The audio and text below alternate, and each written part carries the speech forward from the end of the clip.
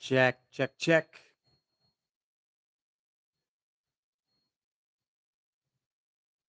Checking in.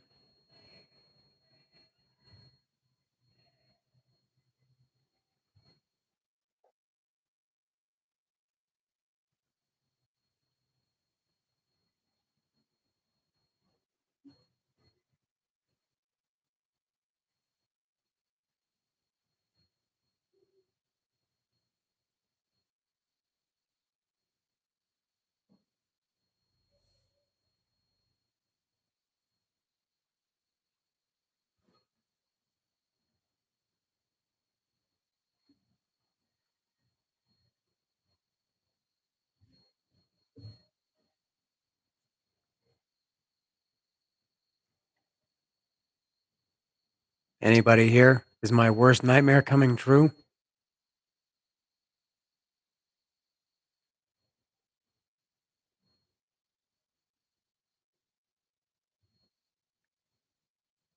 Oh, a couple of people. Oh, three people. All right. All of a sudden, there's three. Jose, Angelina, Damien, and Lilia. Look at everybody. All the top people in my life. Hello, Jose, Angelina, Damien, and Lilia. Thank you for coming. Maybe more people will come. Oh, Dallas too. Rat Rock. Ah, right. Look at this. Everybody is here. Yes, for now I'll say this for anybody who doesn't know, and that's probably everybody. Maybe Dallas knows, maybe Damien. Lilyoshka, which is Russian for Lilia, is my ex-wife. Hello, Angelina. I'm fine, thank you, and thank you for coming again. Yeah, Lily is my ex-wife, and when I did this, whenever that was, 2 months ago, I think at the beginning of the year, um, I told her about it after, and she said, "Man, why didn't you tell me? I would have come to it. I would have like joined. I would have liked to have participated." So I said, "Well, next time I will." So I mean, next time I would tell her. So here I am, and here she is. So that's my introduction for Lilyoshka. Jose is in New York, right? Rat Rock is California. I'm trying to remember from last time. I know Dallas is up there in Saskatoon. Only 6 months more of winter. Oh, Jersey. Rat Rock is New Jersey. All right. Um, Thank you, Angelina. Yes, it is my second one. Oh, two. Oh, look at that. We got two New Jersey guys. Yeah, you guys probably know each other. Is it Joey and Mikey?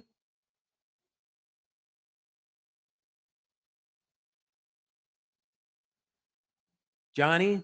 Uh, what are the other New Jersey names? Gina, I guess, if it were a woman.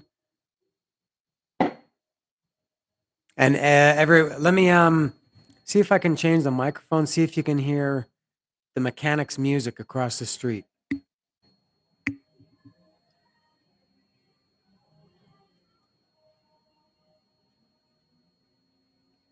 Can anybody hear the music? I turn on the microphone sensitivity. Oh, just a minute.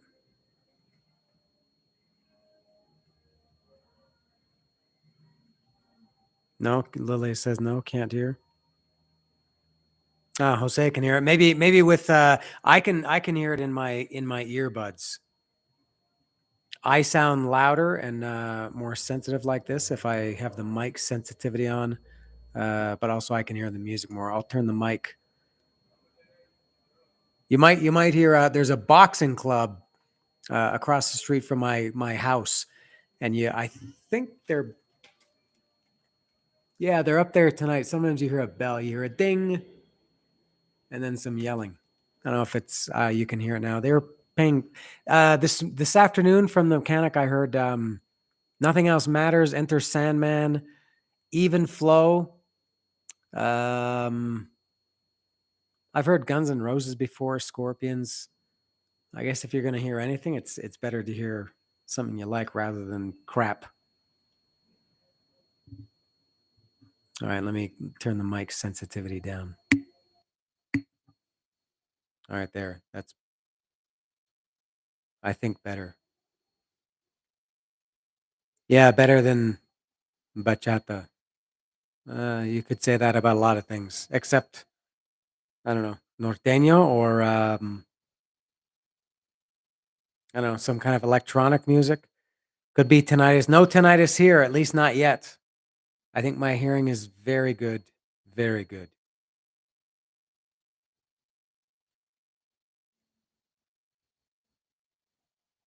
And I'll say to start, thank you for to everybody who watched any of my really really long Vietnam and Cambodia videos. I know Dallas did.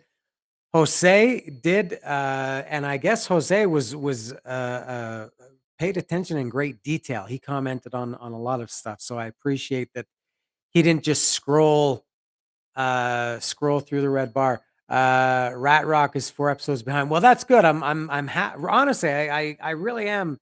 I can't say I'm happy to hear it, but I like hearing it. It is nice to hear. I talked about this. I mentioned Damien in one of my videos. I think I was in Cambodia when I said that. I think it's just incredible that. All right, Damien says he watched them all. Thank you. It's amazing to me to think that people are watching me what I'm doing on the other side of the world, or even on any side of the world. Thank you to everybody who watched it. Um, I know it was long. I'm starting to go through them now. I watched a few, and I just think, oh, some of it is so boring. I mean, it's cool for me because I did it, so it's cool memories. I think of them as home movies. Um, Thank you, Jose. Thank you. Ha, you wish it was longer. I don't. Somebody asked me, or I've had this conversation with other people. Somebody asked me recently, I can't remember who it was. Maybe it was somebody in Lilia's family asked me if I was sad when my vacation was over. And no, I said I'm never sad when my vacations are over, no matter where I've gone or how long I've been. I always I love what I'm doing when I'm away, when I'm doing these things, but I'm always happy to come home too. I plan my vacation. I have X amount of things that I want to do and I do them. And when they're done, it's time to go home. I know some people like, "Oh, I wish we could stay for one more day," or "Oh, I don't want to go home." And I don't feel like that. I love the vacation. And when it's over, I'm happy to go home. I don't necessarily like living out of a suitcase. Whoops, let me adjust something, especially this time because I had 5 hotel stays. I checked in originally in Saigon, and, so that was 1 check-in. The nightmare, the horrible, horrible experience, it turned out to be not so bad. And then to Vung Tau was 2, back to Saigon 3, Cambodia 4, back to Saigon. So I had 5 times that I checked in and out, and you're packing everything and taking all your stuff with you, and each time I kinda made the mistake of buying stuff somewhat early and lugged it around with me, but, I was kind of impulsive, and I thought, I really wanna buy some stuff." Um Damien says, it was good to see warts and all showing all of the places. Yeah, that's for sure. Nothing polished. That's for sure. Like watching it, I think, man, they're very rustic. And yeah, showing it how it was. I mean, there were some things that were not the best, and some things were kind of ugly. And I thought I may as well show that too. Not everything is great, although it was a fantastic trip. I didn't really have too many problems. Um, Lily says it's not boring. It's learning a country far, far away people don't know much about. Yeah, that's true. It frustrated me sometimes in all the videos that I watched. Hey, Helio. Let me explain about Helio to anybody who doesn't know, which is everybody. Helio is a friend of mine from back in Canada. We worked in the same place from 1999, I think, to or 98 maybe to around 2002. So we worked together for a few years, and he's back in Canada in Cambridge, Ontario. I assume he's still in Cambridge, a little bit west of Toronto. Thank you, Helio. Nice to see you here. Thank you, and for watching too. I know Helio had told me he was watching. Um, let me see what else. I don't want to miss anything. Rad Rock says a drinking game. Dong, yeah, dong. I didn't make any jokes about that. I thought it was too obvious, but of course, every time I said it or saw the word dong, I thought, that's a funny word. And Circle K, yeah, there were a lot of Circle K. I think I only saw one or two 7-Eleven, but there were Circle K pretty much on every block. Um, Twilight Kid, was waiting for me to pick up the green Nikes. Yeah, you and Dallas and Lisa, and me too. And you know what? I'm actually glad that I didn't get them because I'd kind of forgotten just about. I can't remember when. Maybe towards the end of last year. I think it was around the middle of December. I got a pair of white and green shoes, Pan Am. Oh, this is Lisa. Oh, okay. Well, that makes sense. I thought there was a third person who was rooting for the green Nikes. Thank you, Lisa. Um, Oh, and Dominic is here too. Oh, Dominic likes Lilia, so maybe Dominic and Lilia can have a love connection here.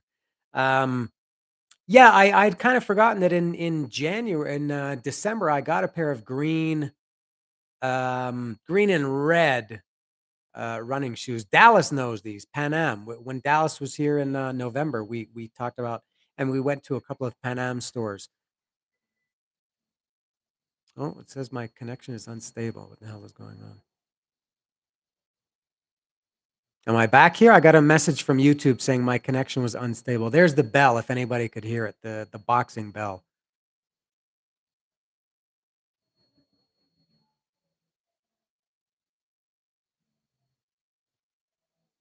Okay, yeah, it froze for a second. Okay, okay. Um, Dallas has is a big guy. Dallas, I think, is 6'2". And you know what they say about guys with big feet? They wear big shoes. Dominic says I was freezing up. I think that's over. I just got that message from YouTube a minute ago, and that was gone. I guess it's back. Let me check something here. I should be good. Um, but yeah, I think I started to say that it frustrated me when I was watching videos um, similar to mine. I mean, the same idea, vloggers, I guess they're called. Um, and some of them were frustrating because they for different reasons. One was that people they just show where they were. They didn't, and I love details. Lilia can attest to that. That I love details. No details too small or mundane or insignificant. And, like, I wanted to I mean, for no other reason than for my own recollection to go back and look back on this. I like to know how long it took to get to a place, how much it cost, little details about that. Um, so that was kind of what I had in mind. Um, but yeah, and also just some of these, and I've watched a few since I've been back. Just in retrospect, I want to see. Um, Thank you, Dominic. Thank you. Lily says that I have a notebook and write lists. No, but I do have. Lilia knows this, and maybe I showed this last time. I do have my notebook here that I've taken notes for over 20. I think I started this book in 2002, so I do have my notebook, but I didn't take a notebook with me on this trip. This is my notebook. Um, But also I mentioned this in maybe in the introduction in 2002 in one of the videos, that I realized that I really hate the way YouTubers talk, and I guess I am a YouTuber, and I was a little embarrassed a couple of times when people saw me with my camera, and they said, "Are you a YouTuber?" And I thought, yeah, I guess I am." And it's kind of embarrassing to be, uh alright, I'll get no, it's not too personal, Damien. I'll get to that. Let me finish this. Um, yeah, I really hate the way YouTubers talk. They all they say everybody, guys, hey guys, let's hey today guys, we're gonna go and eat, guys, and let's walk down this alley, guys, and look at this, guys, and that just bothers me to no end. Um, and I don't know, I just I just don't like that. So I it was more like just me kinda talking to myself, but thank you for everybody who paid attention. So, Damien wants to know, accommodation, travel, hiring stuff, how much did the trip cost? Um, yeah, he says it seemed so cheap. It does, but then of course, it all adds up. I'll tell you my plane ticket, and I'll say this all in US dollars. Um, my plane ticket was $1,094 or one let's say just under $1,100 US. I bought that in June last year. Um, my hotels, I stayed in 4 hotels because that shitty hotel that locked me out the first time and the second time, I canceled my 3rd reservation there. I did have enough time. Um, that hotel was around, 12, 13 bucks a night US, and it was fine. I'm the least, again, Lilia can back me up on this. Um, I'm the least posh person, or I don't know how to say that. All I need is for a hotel to be clean, and even that I don't care too much because you don't really know if it's clean or not until you check in, and hopefully every hotel is clean. Um, as long as there's hot water, which this one didn't have, it kind of did. They had weird shower system there, um, air conditioning, and even quiet. Again, you don't know that until you check in. Um, Rat Rock says hotels are never clean. I didn't have any problems. I saw a few tiny ants in 1 or 2 of them, and that doesn't bother me. I read reviews of people saying that the room was covered in ants. I highly doubt that any room was covered in ants. I can't really complain about any of the 4 hotels I stayed in. They were all quiet. That was because they didn't have windows. At least one of them, the one in Cambodia, had a window, but it was not loud. So for the hotel, that one was, 12 or 13 bucks a night. Um, the one in Vung Tau was amazing. That and each hotel got a little bit better. The hotel, going back to Damien's question about how much this cost, the hotel in Vung Tau cost, um, like 6 bucks US a night. $6, yes, 6, not 6 1, not 1 6, $6 US a night, and it was a perfectly fine hotel. It was clean, the room was bright, the shower had lots of hot water, the air conditioning was, actually, I remember that one, the air conditioning was not the best. It was it that one, I think? It was cold, but it didn't pump really hard. I had it down to 16, and usually 24 is good for me. This was 16 Celsius, and it didn't feel very cold because it wasn't pumping very hard. And all the hotels, I don't know if I mentioned, they all had fridges, which was awesome because instead of staying at a I Dallas says I could handle the corpses. If the room is clean, that's okay. No rock shows. No sign of rock anywhere. Getting going back to Damien's. The hotel in Cambodia, I think was the most expensive. I think that was around 14 bucks a night. Um, and the other the 3rd hotel, no, the 4th hotel in Saigon, the second one I stayed in Saigon was yes, that's true. I remember that. Yeah, we call that the Murder Inn. That hotel that Lydia's talking about. That's true. Murder Inn. It had a police tape off. Yep, it was closed for investigation. I have a couple of funny. I've stayed at that hotel. Ooh, probably 15 or 20 times. I have a funny story about that hotel. Um, getting back to Damien's thing, so that food. I have no idea how much it costs total. So I'll just give it to you, uh, step by step. I think the relatively most expensive thing was the ferry to Vung Tau was about round trip. I think it was about 20 bucks US.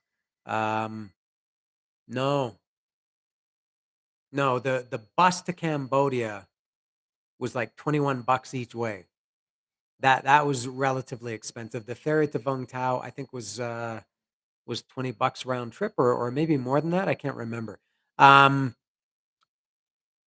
oh, less than 1,000 for sure. Far less than 1,000. Yeah. Now, and I did spend a decent amount of money on crap. I bought, well, not crap, but stuff. I bought the shoes that Dallas and Lisa goaded me into. I bought, I think, 7 or 8 books. I got those 6 posters, no, 8 posters, although they were, when you bought one at 155,000 dong, you got one free from another category.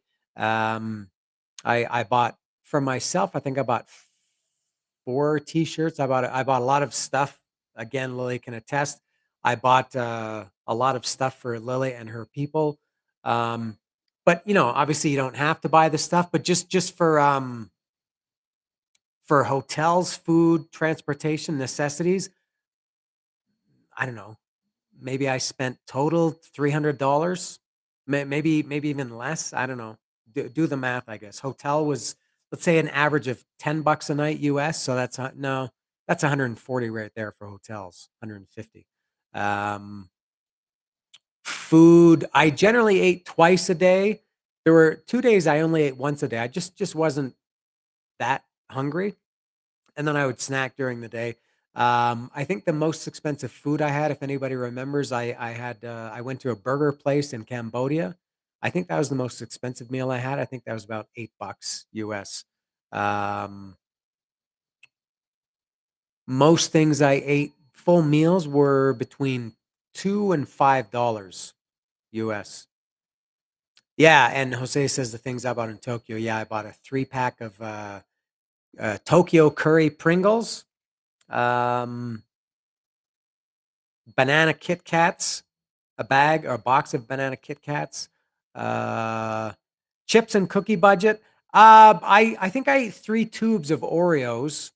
Chips, I probably ate far more than I would here. Chips, I just eat a couple of times a year. I probably ate, ooh, I think I ate probably 4 cans of Pringles and the fake Pringles as well, and maybe 6 or 7 or 8, maybe 9, like, not huge bags of chips, but bigger than individual size.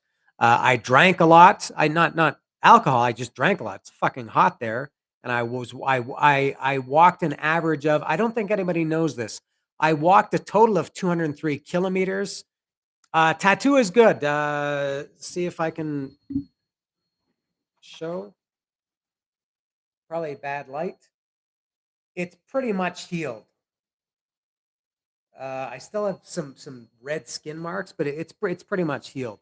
Yeah, I drank a lot. It's hot. I walked 203 kilometers total, which was actually more than that, because when you walk, for example, to a market or to a museum or a mall or anything like that, Google Maps just has you at that location. So you might walk around for 2 or 3 or whatever, 1 kilometer in the mall or the museum or wherever you are, but Google Maps doesn't count that. But just walking 203 kilometers in 14 days, and which worked out to 13 kilometers a day. I think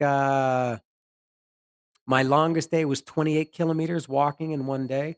My shortest, I think, was 2.4 kilometers. That was the day I came back from Cambodia, because it was 7.5 hours on the bus.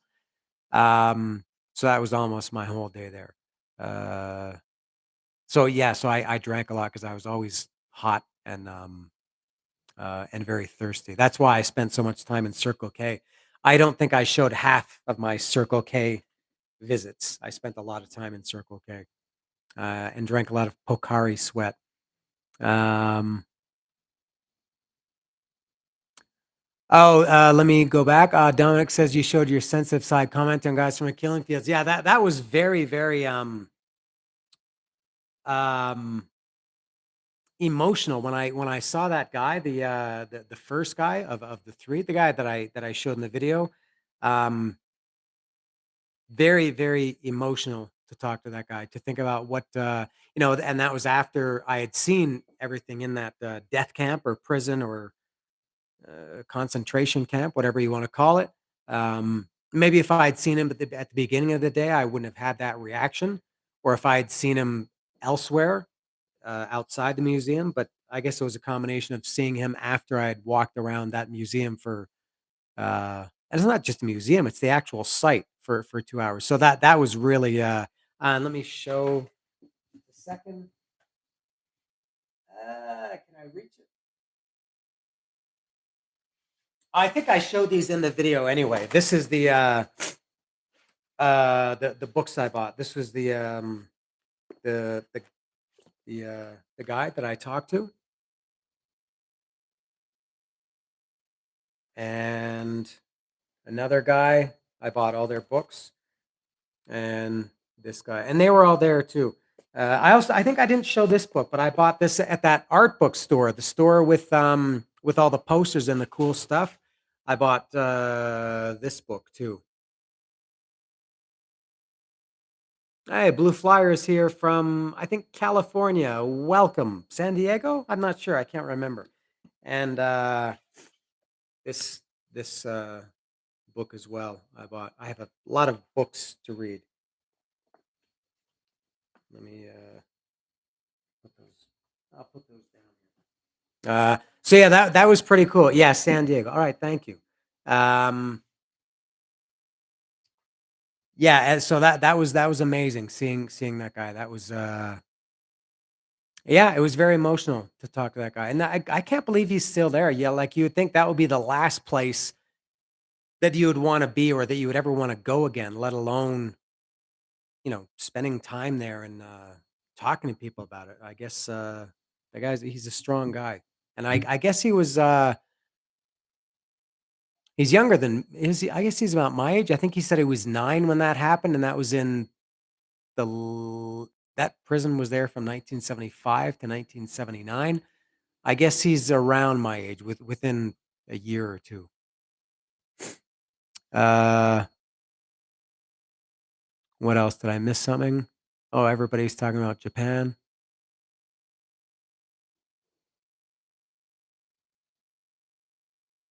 I didn't. All right, Damien wants to take a trip to Japan. I would love to go to Japan, and even though I only went to the airport, that was still pretty cool. I was very excited to be in Japan. I didn't really get to see anything, but just being in the airport was pretty cool.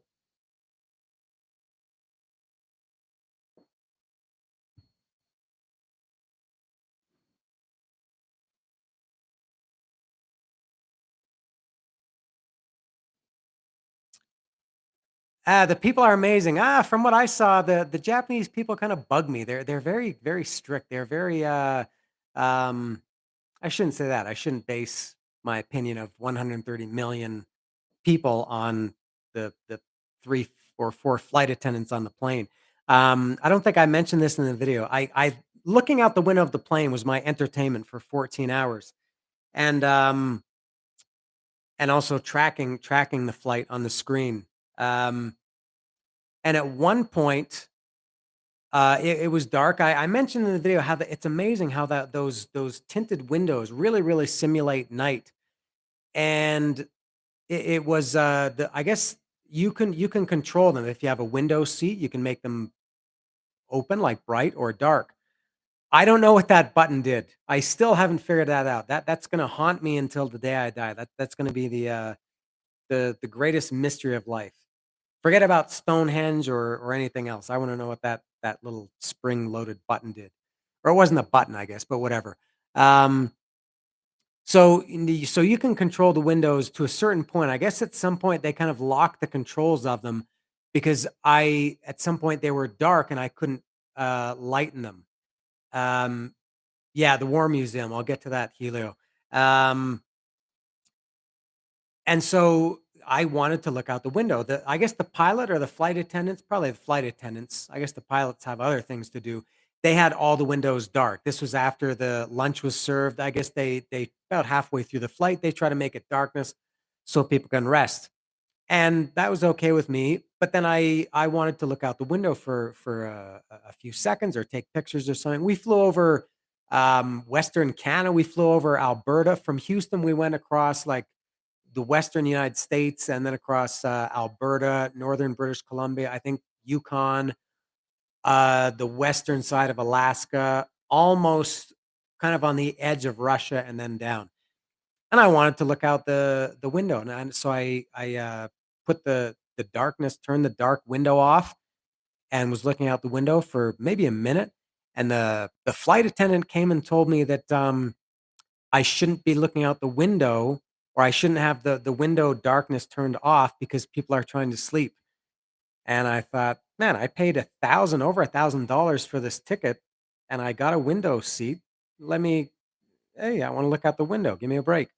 And I told her, well, yeah, I just want to look out and take some pictures. And she said, oh, okay, well, just put it back to dark after you take your pictures. Um, yeah, that they're very, very square in Japan. Even though I only set foot in the airport, they seem like very square people. Very efficient, though. I should say also, when I got to the airport on the way back, yes, quirky is a good word. Rat Rock says, yeah, system oriented with quirks. That's a great description of the microscopic portion of it that I saw. Um, they have one. I'm sure they have many great things, but one good thing I saw when I went on the way back, all the every airport, how you throw all your stuff in the garbage, all the water and all the stuff that gets wasted. It still gets wasted in Japan, but you actually pour it out. They have individual, and maybe Damien knows this.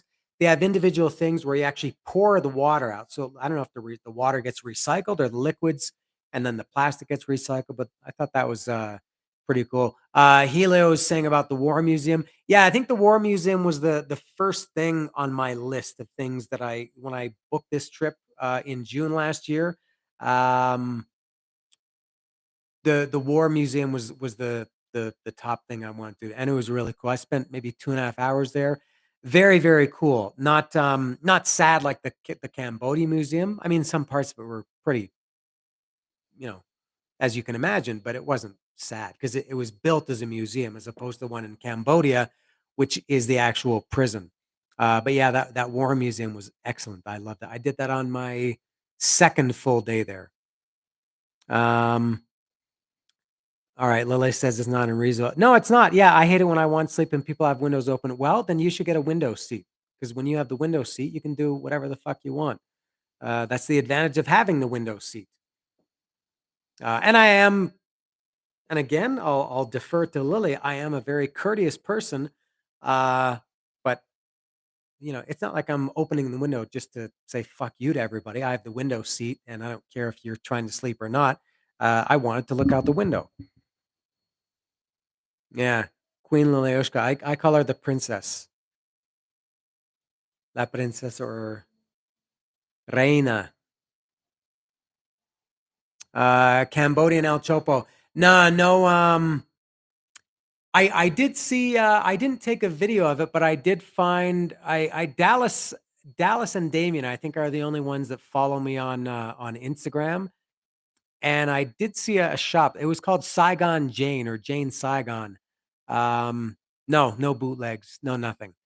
Well, no, actually, that's not true. What I was just going to say, I found this store. It was actually very, very close to my second hotel in Saigon, Saigon Jane or Jane Saigon, and she had a Motorhead Ace of Spades tank top, um, a couple of AC/DC shirts, and Dallas, I think, saw it. Dallas said, or maybe it was Damien, I can't remember, or uh, I can't remember who it was, but somebody said, "Oh, you finally found some Vietnamese release of Kiss Alive." If there had been, I would have bought it. There's really, I mean, it's on. You know what? Let me show you what else was at that Saigon Jane store if I can find it. You know what? And I'll say, and I know this, and I should listen to my own advice. When you see something and you're thinking about buying it, buy it. Because I was going through, I'm still going through my pictures. Um, what's this, 5 or 6 days later, and I found a picture of something that I saw, and I thought, and I because I did take a picture of some things um that I didn't buy just because I thought they were, I thought, "Ah, I don't want to buy this, but it's kind of quirky or cool or kitschy, so I'll take a picture of it." And there was one thing that I was going through in my pictures today that I wish I had bought. And if I can find it amongst the many pictures, and it was at that Saigon Jane store where they had the Motorhead shirt. I don't know if I'll be able to find it. I took like almost 2,000 pictures. Really, I think around 1,900 pictures. Um, I could explain it, but I think it's better if I show it if I can find it. Uh, no, I can't find it. It was a little notebook and it had Full Metal Jacket. Everybody knows Full Metal Jacket. And instead of the helmet, I mean, it was the helmet, but the helmet was turned upside down, and there was noodles coming and chopsticks coming out of it, and it said "Pho Metal Jacket." Pho, the dish, the soup, and the noodle soup. Um, and I saw that picture today. I thought, shit, I should have bought that, but I don't. I have so many little notebooks and everything. Um, but that was cool. I wish I had bought that. Are we coming up with advertising slogans for that for the hotel? Saigon Kick. I had the lizard, and maybe I don't know if anybody knows this, but Saigon Kick is one of my favorite. Helio knows this for sure. Um, Saigon Kick is one of my favorite bands ever, and um, I had the lizard playing in my head, and lizard isn't even my favorite song. I like, but it's not my favorite song. But for whatever reason, I had the lizard playing in my head. I don't know about every day, but often I just found myself um, Charlie Don't Surf shirts, no, but you know what? I did see a guy, presumably American, and yeah, I love Jason Bieler. I've talked about, oh yeah, the Saigon Kick with the coffee guy. He had no idea what I was talking about. Um, yeah, Jason Bieler is one of my top guitarists and top musicians ever. I love Jason Bieler's music. Not just Saigon Kick, but he's got a new album coming out. I think in about a few weeks. I think the first week of April, another solo album coming out. So I saw a guy, probably American, and he was wearing an Apocalypse Now shirt, which with I thought was, I mean, I wouldn't do that. I thought that was kind of distasteful. I have, I think, maybe 3 or 4 Apocalypse Now shirts, and there's no way I would have taken them or worn them. Um, but yeah, so I did see that one. But they did have the posters, the Apocalypse Now posters. I bought 3 Apocalypse Now posters and 1 Full Metal Jacket poster. Um, yeah, the Saigon. I started talking to this guy, and he showed me the coffee maker, and it said Saigon on it. So I said, "Hey, do you know Saigon Kick?" And obviously he didn't. Rat Rock, my favorite. His favorite was my David Lee Rothisms. Are you talking about when I think I said it at least once, maybe a couple of times? Let me roll up onto the sidewalk and take a look. Yes, is that what you're talking about, Rat Rock?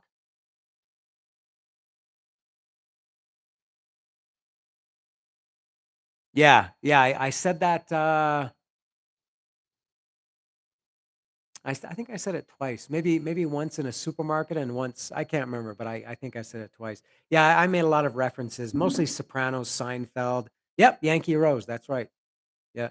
Um, oh, look at Rad Rock. He's referencing by episode number. I like that. Um, in fairness to the coffee guy who had no idea about Saigon Kick, I don't know if there's anybody in that city that has heard of Saigon Kick. It's not like Saigon Kick set the world on fire. Musically, I guess they did, but they're not Saigon Kick. It's not Guns N' Roses. Yeah, the Spanish stuff that was I think that was the first. There were a couple of times when it was just natural. It was just my instinct to speak Spanish when I hear another foreign language. It was I think a couple of times I just did it just just I don't know as a joke whatever. But there were a couple of times I remember I also said pesos a couple of times instead of dong. That was just um, natural. I don't know, just instinct. I like I just explained, I wasn't actually speaking. It wasn't like I went up and started a conversation in Spanish. It was just things like gracias or um, con permiso or I don't know, something like that. Just little instinctive things that just came out naturally. I wasn't actually having conversations.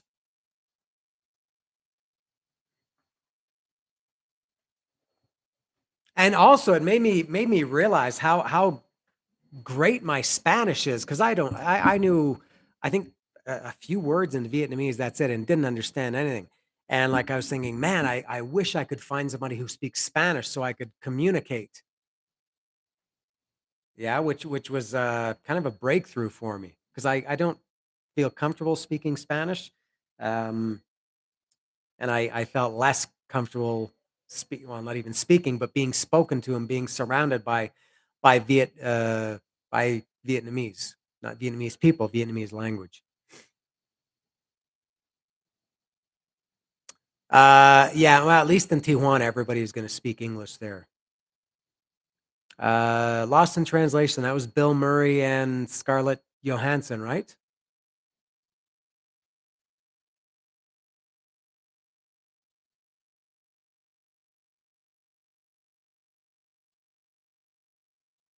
Yeah, okay.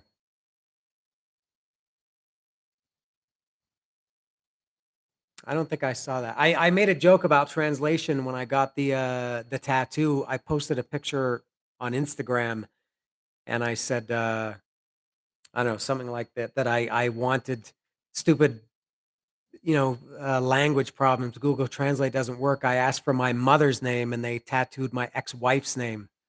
Um, that turned out to be not as big a problem as I thought. I thought my leg was gonna I looked like an Agent Orange victim, I thought, with that the way that tattoo looked.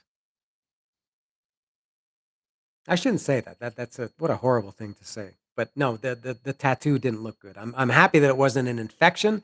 It was just a reaction to that bandage, or not a bandage, but the plastic cover that they put on it, which is medicated, called Sensiderm. Here comes my cat. The fire that doesn't burn. Yeah, you told me about that, Dallas. What was that? Sodom or Sabaton or something like that? Some band?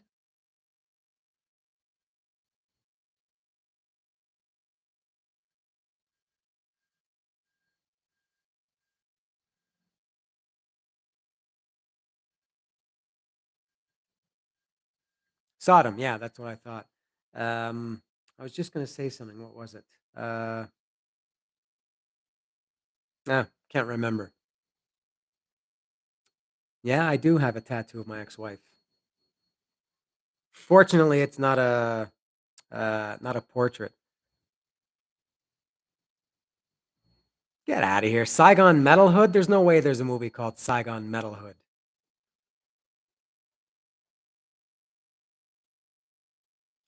I think Dominic is pranking me. Okay, he says it is. Oh, I know what I was going to say about Agent Orange. Something that I learned about that. This is horrible. I was reading. There's a whole room dedicated to Agent Orange. There are different rooms. I guess some of you saw it.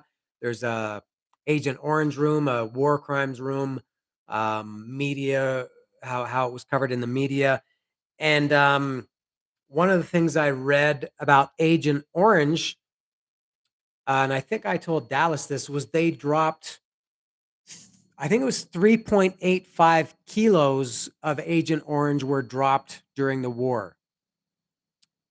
Okay. 3.85 kilos. That's nothing, right? But it only, no, it was three something. But it takes only, I think, 80 grams of, and sorry for you non-metric people, it only takes 80 grams of Agent Orange to kill the population of a city of like 8 million or 9 million people.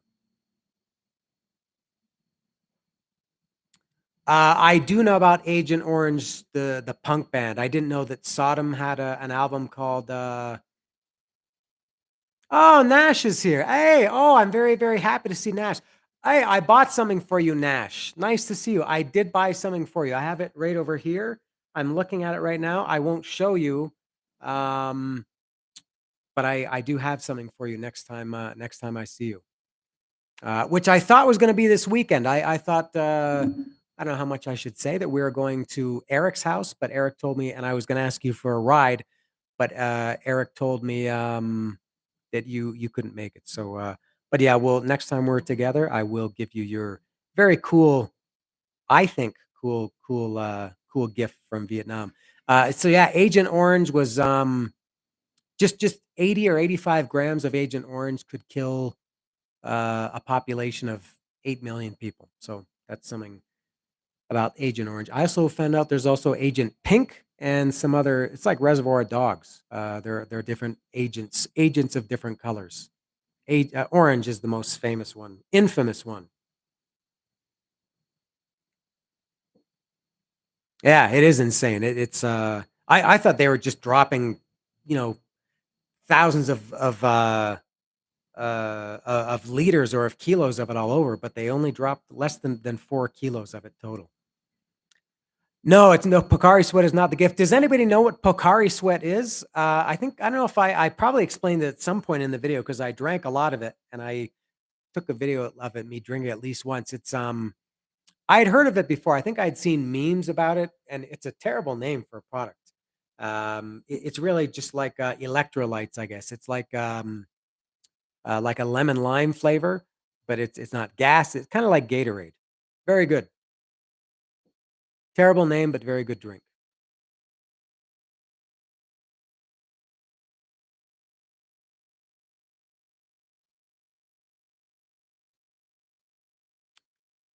My friend's mother was exposed to Agent Orange while pregnant with him. Friend, where? Where was your friend, Dom? In Vietnam?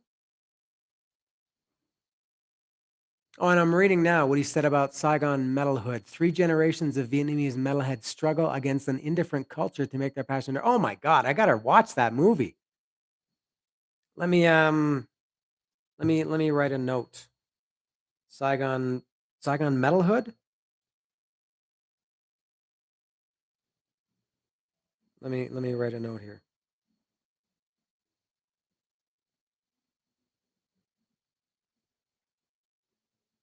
I think I would have liked that at any time, but I think I would especially appreciate that now after having been in Saigon.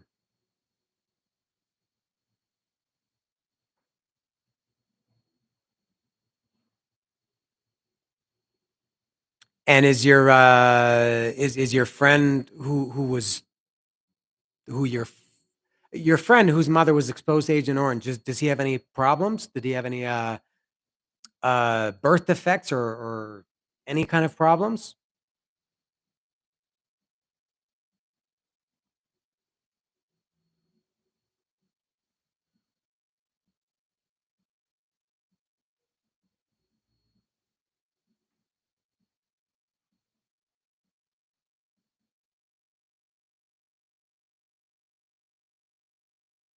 Oh, a documentary. Yeah, I have a note. I'll find it somewhere and watch it.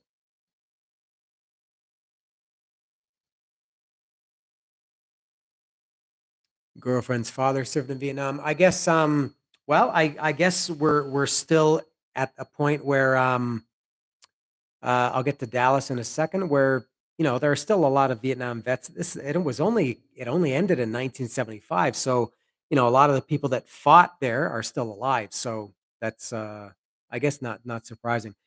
Biggest differences and similarities Dallas says between Cambodian and Vietnamese. Um, Cambodian people or Cambodia is more. I mean, I think they're both pretty polite. Cambodians seem more polite, a little bit meek, almost, yeah, meek is maybe a good word. They seem a little bit shy, not very outgoing, very quite, polite, I would say, and they look different too. I don't know if, I don't think there's anything wrong with saying this, but Cambodians, a lot of them don't look as how can I say this? And it's not a bad thing to say. I don't know why I should have to struggle to say this. They don't look as Asian. Oh, thank you for joining, Dominic. Thank you again. Um, they don't look at their skin is darker generally. It's kind of like Mexico. There are Mexicans with dark skin and Mexicans with lighter skin. There are even a few that look like me and some that are very, very pale and white. And I think and I would say Vietnamese is like that too. You see some there seem to be different. And I don't know if now in Mexico, I think there is a class difference, but the darker skinned people, and this is the way it is, are maybe have a tougher time. Maybe they're discriminated against more than people with lighter skin. Maybe everybody there was I think it was about a year ago. There's a steakhouse or a restaurant in Mexico City, and it was found that they were discriminating against when people with darker skin were coming in. They were putting them at the back, and people with lighter skin they were putting them at the front. I think. Um, so in Mexico, it is a class thing that the color of your skin kind of determines your class or your class is determined by the color of your skin in some cases anyway. And I got that impression in Vietnam too, and Cambodia as well. You did see some darker skinned people, and the people that I saw that looked like they were better off, they had lighter skin. Generally speaking, obviously there are many exceptions, and a lot of nice cars too. Yeah, well, what Damien says, he thought I was going to be scammed. I thought so too. I just thought, Jesus, this is so classically um like it's like you would tell somebody that yeah, my buddy went to Vietnam and he got scammed because he went there and some girls invited them or some girl invited him to stay at her apartment. Um, and I didn't feel comfortable doing that, but I also didn't have too much choice. And I mentioned I never did fall asleep. There's no way I could sleep. For one, because I was jacked up because I was even though at that point I had been awake for I can't remember 70, 65 hours, 70 hours, something. Um, I was excited to be in a new country and also, under stress, I guess, or pressure of the problem with the hotel. So at least it was good that I relaxed. I uploaded that first video from her apartment. It turns out that she was just being helpful. She told me that, and she was right. Um, yeah, yeah, like Damon says, she was cool and chill and helpful. Yeah, it was, everything worked out well. Could have been much worse. But I guess if you're aware of the possibility of being scammed, you're I guess that's a good starting point. You're less likely to be scammed. If you think, "Oh, this is great. She's helping me." Um, maybe you would get scammed instead of thinking, "Okay, she's helping me, but I should be careful." So that was, uncomfortable, for a couple of reasons.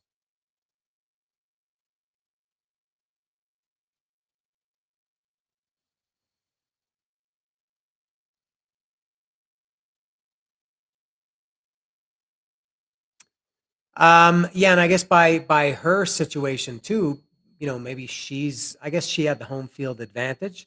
Um, and also, what made it worse, maybe on the surface you'd think it makes it better.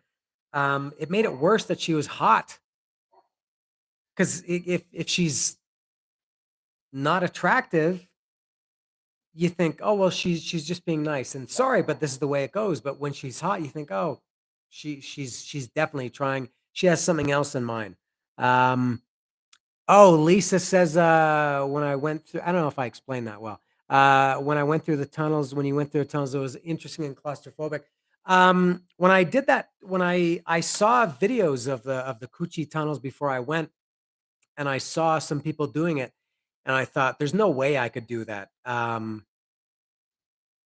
Yeah, Lily didn't like that video. Yeah, and when I watched other people going through it, I thought, "Oh my god, I don't think I could do that. That's just too much." Um And then when I did it, I was with a tour group. I think I mentioned it started with a bunch of people, and very, very quickly it got down to 3. Me and, an older couple, although they were probably younger than me, from, Singapore. And the guy said, "Okay, now we're at one of these tunnels." And I just went. And that one was the first one I went through was a little bit that was the one that was dark. I didn't have the light of my camera on. That one was a little bit bigger and a little bit shorter. I don't know if it was bigger. It was shorter and it wasn't as deep. But then when I went through after I finished doing the whole tour, I wanted to go do it again because I wanted to go through a tunnel with light. Um, and so I found a guy and he took me through the second one. That second one was longer. That was the first one I think was 30 meters. The second one was 50 meters. And maybe that doesn't sound like a far distance, but when you're duck walking and crouched and hunched. Dallas says his knees are on fire. Yeah, Dallas asked me how my if my legs were sore the next day, and I said no, but it was 2 days later, that I did feel in my quads were a little bit not burning, but there was definite, a sensation in my quads. And I think the worst part about it is once you're 5 seconds into it, you, you gotta commit to it. You I mean, there's no room. That's how small it is. There's no room to turn around. So if you don't like it, too bad. Um, so yeah, and it was unbelievably hot and very little oxygen too. It was very hard to breathe. I remember, I did watch that video, and at one point you can see sweat was dripping off my chin. And I mean, it was hot there the whole day, but I don't really sweat much, at least not visually. But I was in that tunnel for what is it, 4, maybe 5, 6 minutes, something like that. And man, I was sweating like crazy, sweat dripping off my chin, hard to breathe. I didn't want to get my shoes dirty. I was wearing nice white shoes, and I didn't want to kind of drag them. So I was kind of lifting I'm not kidding. So I was lifting them rather than dragging the toes, which would have been a little bit easier. But yeah, that tunnel was when I was doing it, I thought, "Oh, it's hot." But when I look back on the video now, I think, "My God, that like, why did I do that? Especially why did I do it twice?" Oh, in Dallas, yeah, it wasn't my knees that were sore, it was my thighs, my quads. And I hit my head on the way out. As I exited, I made it through the whole video without hitting my head, and then when I got to the exit, I guess I was so happy to be outside that I, jumped the gun a little bit and hit my head on the exit.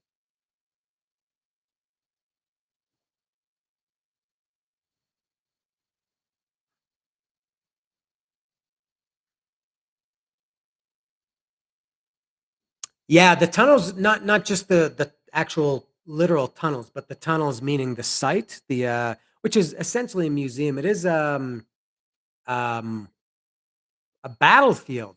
That was really cool. I liked it a lot. It was, like I said in the video, it threw me off that I had to have a guide, which I understood after because you can't go through those tunnels on your own, and I wouldn't wanna go through it on my own. The guy was in front of me, I don't know, 2 or 3 meters in front of me, and, yeah, yeah, the tunnels were really cool to be in a battlefield like that, seeing these craters, um and just the surrounding in there was kind of like jungle or forest.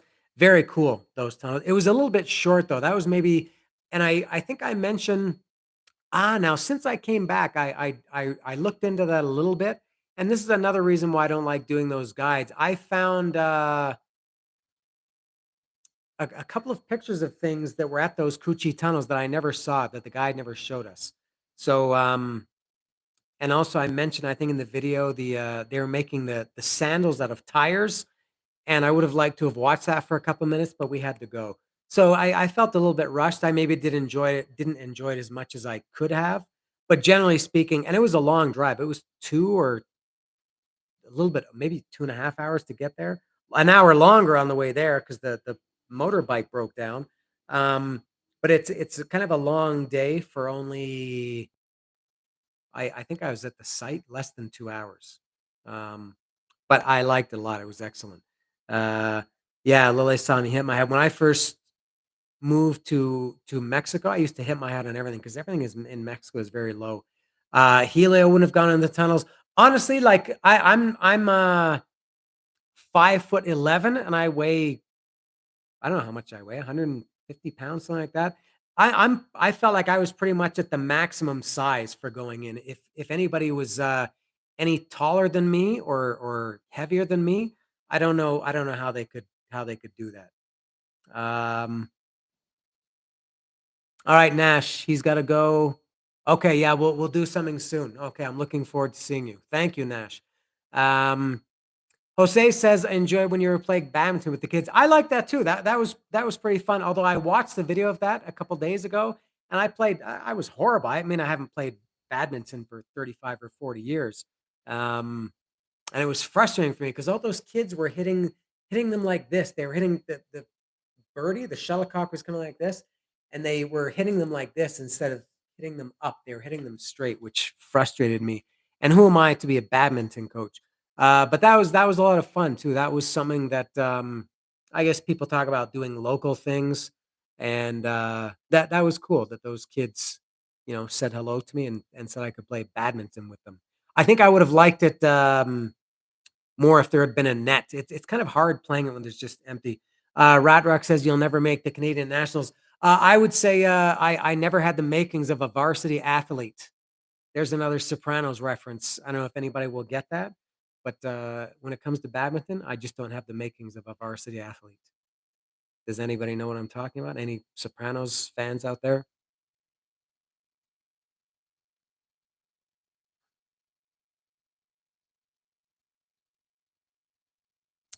Yeah, I made their day. Yeah, and meet and I made they made my day too. That was pretty cool to do. Um,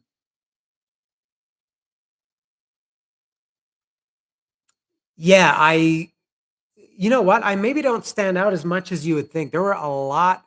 Well, I mean, I especially things like the museum and the tunnels for sure. I didn't stand out at all. There were very, as you would probably expect. I mean, if you go to the Eiffel Tower, you're not going to see French people, and when you go to the War Museum and the Coochie tunnels, you're not going to see too many Vietnamese people. So there were a lot of Europeans, a lot of Indians. Um, it was great in Vung Tau. I mentioned that I hardly saw any. Vung Tau was really cool. I didn't see. I saw very very few foreigners. At least visually, they might have been from other Asian countries, but I didn't see any I saw very, very few non-Asian looking people, heard very, very little, languages other than Vietnamese, or I probably heard some other Asian languages. Um, but no, I didn't stand out as much as you might think. In Vung Tau, I did. But those, and probably also those kids, I stood out to them because I was walking in an area where tourists wouldn't go. That was like in a neighborhood, so that was cool. I mean, it's cool to do the the excuse me,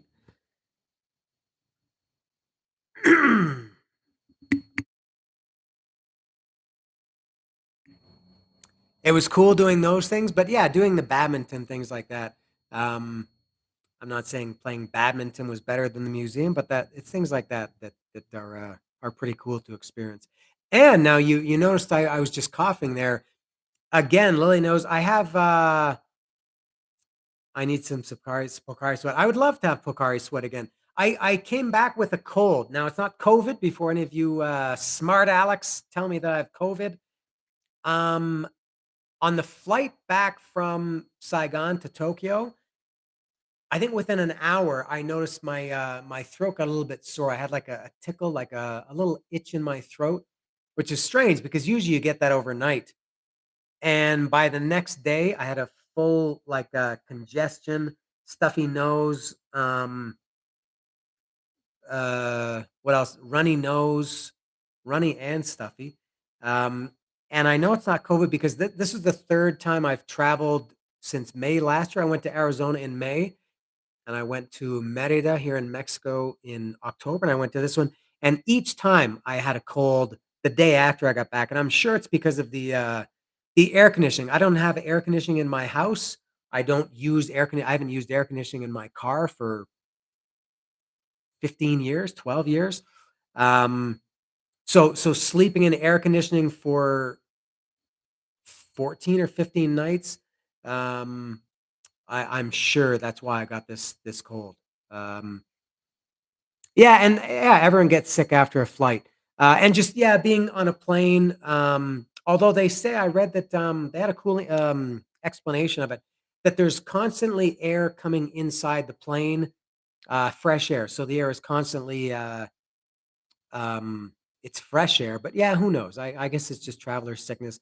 Better this than having diarrhea or having something that kept me from doing something one day. Yeah. Oh, and also I have uh I know I've never been to a convention except the KISS convention in 1995. Um, I did beat jet lag on the way there, as I swore that I would. By the time I went to bed for the first time in Saigon, I'd been awake for 90 hours, 90 hours. And I slept no problem, woke up no problem. I was never tired at any point. But since I've been back, which is 6 days now, I woke up this morning or yesterday morning, whatever. Today is Wednesday. When I went to bed on Tuesday, um, I was really tired. I usually go to bed around 11 or midnight, but I've been really tired. I went to bed last night at around 10. I woke up at 3:21 this morning, wide awake, ready to start my day. And I think the day before that, I woke up at 4. I think the day before that, I woke up at 1 o'clock in the morning thinking that I'm ready to go. And the weirdest thing, and I don't know if this is normal because I've never traveled this far before. Um, every single night, including last night, I've dreamt, and this is the weird thing, I've dreamt about Cambodia specifically. I haven't dreamt about Vietnam or Tokyo, but I've had a dream about Cambodia. And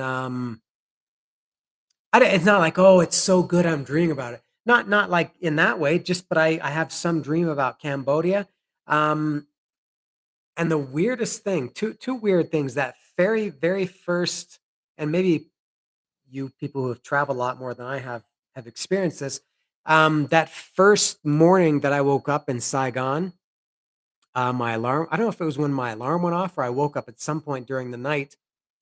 And I woke up and I looked around and I said out loud, I said, where the fuck am I? I literally said that out loud. And it took me, I guess it was just a few seconds. It felt like longer. I didn't know where I was. And that's happened to me a little bit before. It seemed like this time it took longer. And then the first day that I got back home, I got home last Thursday. I got to my house around 5:30, and I was watching TV in bed around 10 o'clock, and I was very tired. I'd been awake for a long time, and I fell asleep while watching TV. So I have two lights here above me and two lights over here, and I have a lamp beside my bed. And I fell asleep. I was watching Jimmy Kimmel on YouTube, and I fell asleep, I guess for a couple of minutes, and I woke up, and so the room was not dark, dark, but I only had the lamp on, and I woke up and I thought, "Oh, where am I?" And I thought, "Oh yeah, I'm in Cambodia. I'm in the hotel in Cambodia." And then I noticed my posters, and I didn't say this out loud, but I was thinking, "Why are my posters in the hotel in Cambodia?" So that was a couple of strange things. Does anybody else get that when you've traveled? I don't know if it's traveling distances or traveling that it because it was such a long, uh, so many hours. But has anybody else? I'm sure I'm not the only person. Has anybody else experienced this? Was anybody even listening to my story? That was long winded, like my videos. And I did read. I read that you can answer if you want. I was reading about jet lag, and apparently one of the symptoms is confusion, which I have. Or I've had when sleeping anyway, not when I've been awake. Um, Damien uses Xanax on a plane. Is that because why are you a nervous flyer, Damien? And Dallas says never sleep the first night in a hotel. I can never sleep the first night almost anywhere I go. When I went to Arizona last year, um what was I saying? Oh yeah, when I went to Arizona last year, I was staying at my friend's apartment. Couldn't sleep, and when I've been that was the 3rd time I've gone to visit him in Arizona, and I just can't sleep no matter how comfortable the bed is, doesn't matter if the room is the perfect temperature, no matter how tired I am, I just never have a good night's sleep, and I think it's because I don't know why you think it is for you, Dallas. I think it's for me because, just because 'cause I'm excited, I'm in a different location, and, I'm jacked up, I have a lot of energy, I wanna start my day, or I wanna like a kid at Christmas. Actually, I guess that's the best thing to say it. Damien says, "Oh, he's terrified of flying." I don't know if I know anybody who's terrified of flying. I know some people that don't really. they're maybe nervous about it. I don't know if I've known anybody who says they're terrified of flying. Is it the fear of crashing? So it's probably not that you're terrified of flying, it's you're terrified of crashing, I guess. Oh, the turbulence. Oh, let me tell you something about that. I didn't mention that. There was some turbulence on the way back.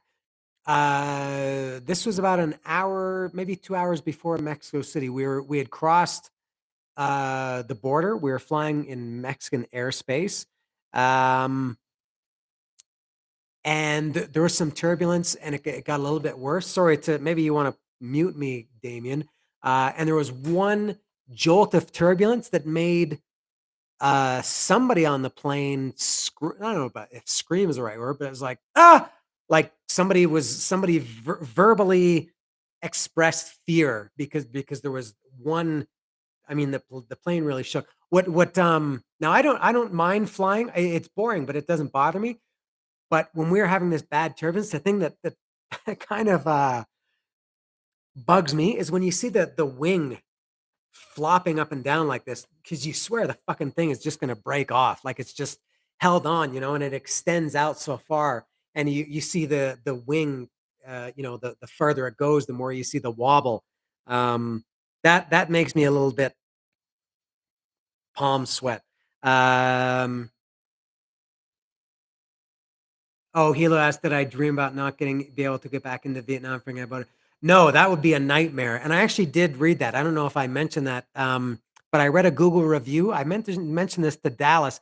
That was exactly like what happened to me. The person who wrote this review said, they're going to let all the Vietnamese people ahead of you, and that was what happened to me. Everybody got through no problem, all the locals. I was the last one, so there's nobody else around to witness any shenanigans. And the guy spoke only in Vietnam, which feels kind of intimidating, which I'm sure they know. Um, and the person who wrote the review said they'll kind of make you wait, and then the idea, I guess, is that you feel like under pressure, like, oh, the bus is going to leave, so I'll pay. So apparently that is somewhat common. Um, but I knew, I mean, if you have a visa, the visa is good. There can't be a mistake on the visa. And I printed it out and it was good for 30 days and it was good for that exact crossing. So for a couple of minutes or 10 or 15 minutes, that was, I was very stressed, but I thought, no, I know I did everything right and I have my visa, but they did let me in. Damien says, had to abort the landing and try again.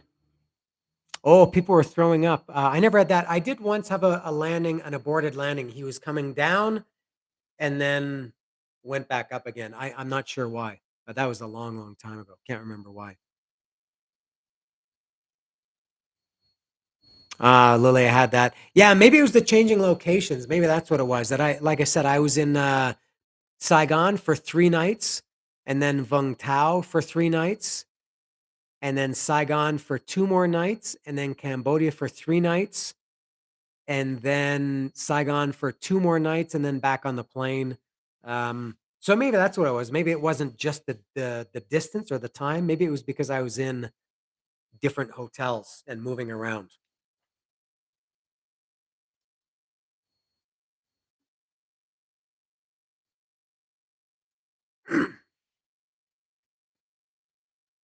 And my cat is right here, right out of frame. There she is.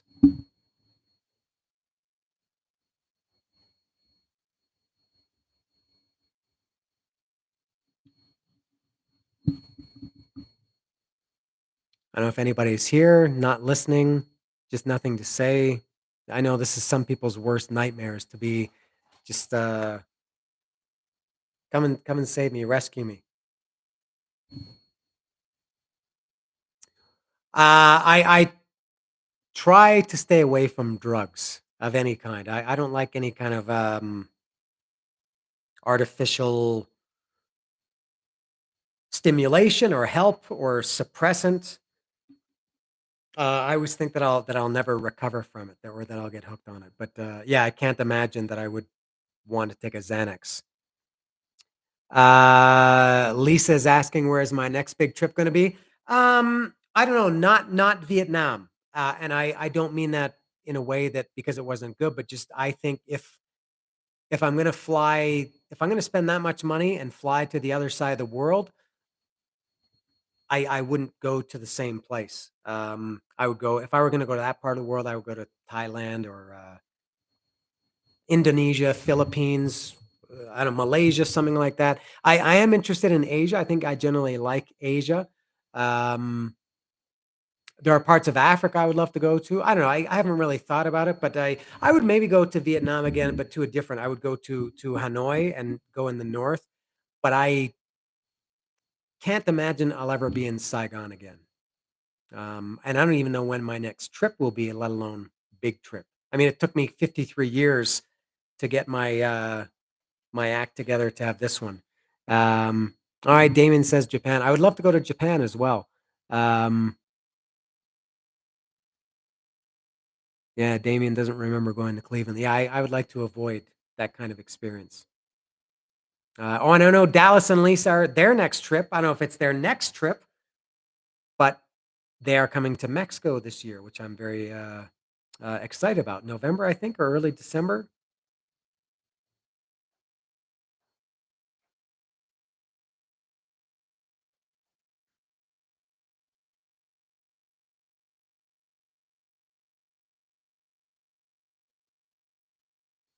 Dallas says he's glad nobody snatched your phone from a passing motorbike. I never really even considered that. That could happen here in Mexico, end of November. Okay. Um, there were a couple of times when I caught myself holding most of the time my phone was in the selfie stick, and the selfie stick has a good grip. Like it doesn't just hold it like this. It has like a kung fu grip. Um, but I noticed if I was walking, I typically would hold it in my left hand, and if traffic was there, I would move it to my right hand, although people drive everywhere. But there were a few times that I caught myself thinking that I should, hold on to it, but no, that's not something that I really cared about. Actually, Vietnam in general felt very, very safe. I can't really explain why. Maybe because I saw almost no police. I think I saw 5 police the whole time. Um, And just very, very different than Mexico. Just the way people go about their lives or I don't know, I felt, not that I feel dangerous in Mexico, but I didn't ever feel like I was under any kind of threat in Vietnam,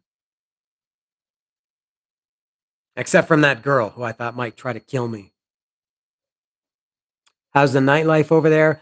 I don't know. There were a couple of points in the video where I showed this. Jose is asking, "How's the nightlife?"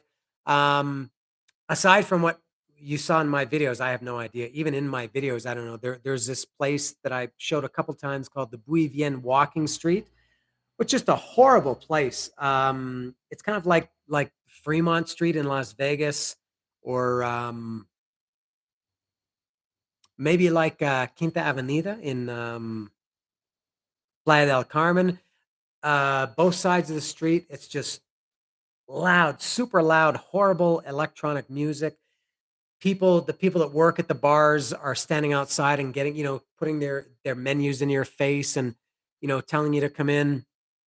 And they play this loud music, and you go and you drink. And I guess maybe some of them are dance clubs. But other than that, I have no idea. I don't really care about nightclub here, let alone in Vietnam. So I didn't pay any attention to it. Pretty much once the sun went down, I didn't do much. I think I walked every night just for a couple of hours, just not to go anywhere, but just to get out and walk and to eat. But I didn't go to any bars. I didn't go to one single bar, nor a nightclub, obviously. Um, oh yeah, you told me, Dallas, that you're going into Waters. That's a little bit out of my neighborhood, but I appreciate the offer. Speaking of dangerous places, I don't know if Juarez is still as bad as it was 10 or 15 years ago, whatever it was. I'm sure it's not one of the safest places in the world, but it's not something I would worry about.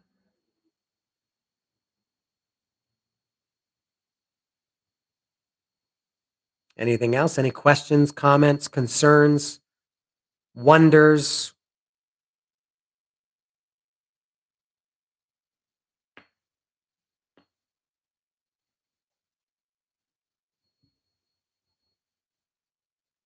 We're missing a few people. I thought, Kirk would be here. Kirk, he was in, Colombia. He's a follower and a good guy. I think he was in Colombia. I don't know if he still is. And, Ron is not here. Ron Stimmel, Alley Rules is not here. I thought he might have been here. Lilia knows him too.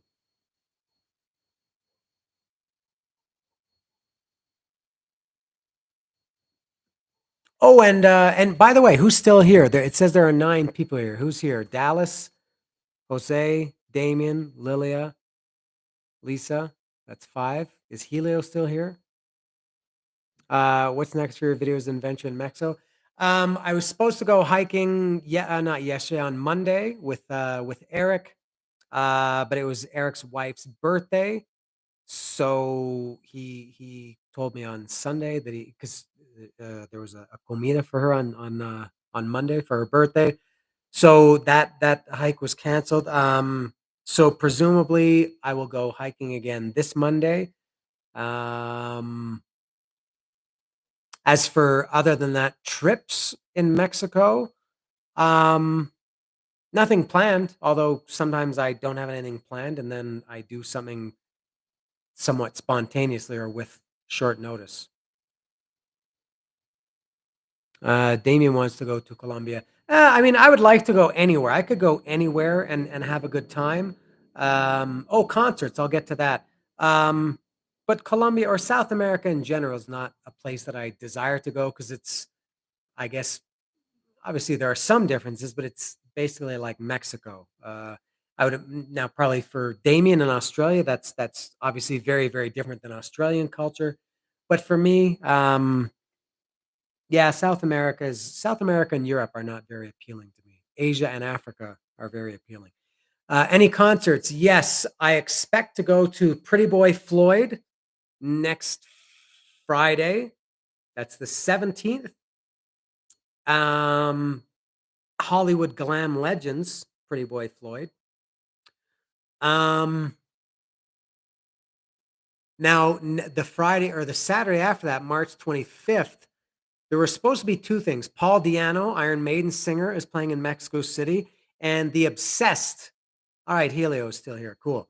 Yeah, Leather Boys with Electric Toys. That's it. Yep, yep. Couple of you guys know them. Um, Paul Di'Anno is playing on the 25th, and so stupid and so classically Mexican incompetence. The Obsessed, if you know The Obsessed, Wino, Scott Weinrich, they were supposed to play here on that same night as Paul Di'Anno, the 25th, at the same venue. They double booked the venue. All right. So it was just announced yesterday that the 3 the Obsessed was going to play in Mexico City, Monterrey, and Guadalajara. It was announced yesterday by the promoter that those all 3 of those dates are off because of somebody in the band is sick, which is kind of strange to think that they'll cancel this 2 weeks in advance because of sickness. Um, and this is the second time it's been postponed. And then, yes, I know Wino does have that documentary. Um, and then today, The Obsessed posted that that's there's nobody. It has nothing to do with sickness. Nobody is sick. That these shows were actually canceled 2 weeks ago, but it was only announced yesterday that they were canceled because they were double booked, and because they were double booked in Mexico, that threw the whole thing. The other 2 shows, Monterrey and Guadalajara. So, but Pretty Boy Floyd and Lilia, is Lilia still here? She and I are going to see Rod Stewart on April 28th. Um, Let me see. I have it in my calendar. There are a couple of other shows coming up.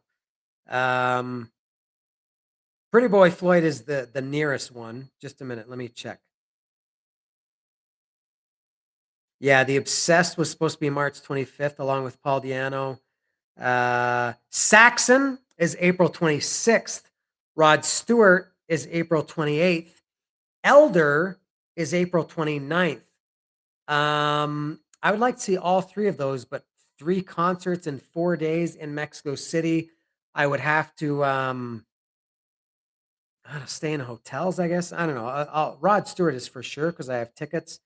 Um, I would like to see Elder because I like them, and also it's at a really cool venue. Red Fang is May 12th. Red Fang is playing at the venue where I saw Helmet a couple of months ago, called Circo Volador. And DRI is playing at the same venue, Circo Volador, on June 17th. So I don't know Rod Stewart is for sure. Pretty Boy Floyd is for sure. The other ones, I'm not sure about. Um, Rat Rock saw the Obsessed open for Down. Canadian band. No, I do know them. They're from Vancouver, but no, I never saw them. I remember them, and they had a lawsuit, or I think there was some kind of legal trouble between the two Pretty Boy Floyds. Um, oh, and here's Raven, who always has some dumbass comments. Hopefully he or she, and I don't mind dumbass comments because I make some myself, but he or she refers to me as Aryan, which on the one hand is kind of flattering, um, but also not the best. Are you a guy or a girl, Raven Divinity Goth? And okay. Oh, and oh yeah, Damien with his pop punk bands that he likes. I saw Saxon. Rat Rock is asking about Saxon. I saw them when they played here. When was that? 2019, I think. And I'm not a big Saxon fan. Okay, she's a girl. Just wondering, curious. Nothing other than pure curiosity. No follow-up question, only that one. I'm not a big Saxon fan, but I've mentioned this before when I've done some of my videos that I think this was kind of like with Billy Joel. I'm at the point where I want to see some of these bands. Depeche Mode is playing here, I think in September, and maybe I would even see Depeche Mode. But just these bands, they at this point they've been around a long time. They're legendary, and I maybe don't necessarily like them, but I think I should see them because they're not going to be around for too much longer. So I saw Saxon once, and I liked them well enough. It was actually pretty good. If it were different circumstances, not so close to Rod Stewart, maybe I would see them. Maybe I still will. They're playing in a cool venue where I've only been there once for not a concert, but another event called the Teatro Metropolitano, which is a really cool venue. I would love to see a concert there. Um, Aerosmith, I didn't. Aerosmith is another one. Which is maybe surprising. I'm not a big Aerosmith fan. Um, I believe, spoiler alert, I may have an Aerosmith episode of I want to talk about this album coming up at some point. Maybe. Not maybe. I'm sure I will at some point. It might even be the next one. You'll have to wait and see which Aerosmith album it is that I want to talk about. Um, where are you talking about seeing Depeche Mode, Dallas?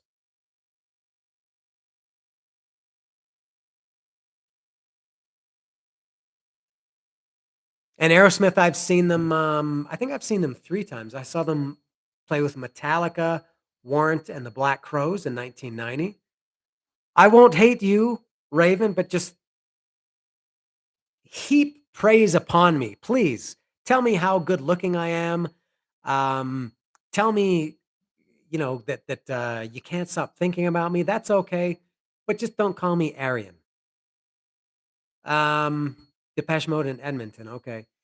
Oh yeah, Aerosmith. I saw them with Metallica, Black Crowes, and Warrant. That was an awesome concert. All 4 of those bands were excellent. Um, and I saw them with Skid Row opening another time, and the first time I saw them was in '87 Cheap Trick open. So even though I'm not a big Aerosmith fan, I've seen them 3 times. I didn't see Prince before he died. Well, obviously I haven't seen him since he died either. Um, I wish I had because I'm a pretty big Prince fan. I'm not. There's a lot. He has probably a bigger catalog than anybody. So there's a lot of hit and miss, but he had some awesome albums. I wish I'd seen Prince. Yeah, my biggest regret's not seeing Prince. Me too.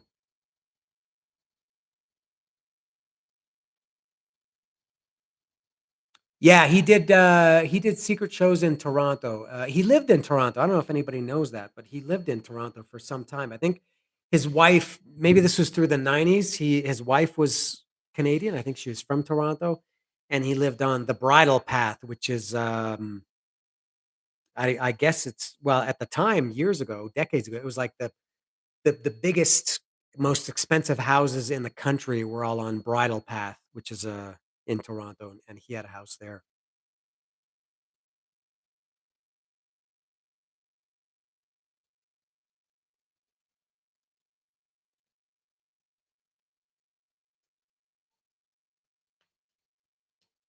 Lily is on delay. She's laughing about a reference I made to Ali Rules about half an hour ago.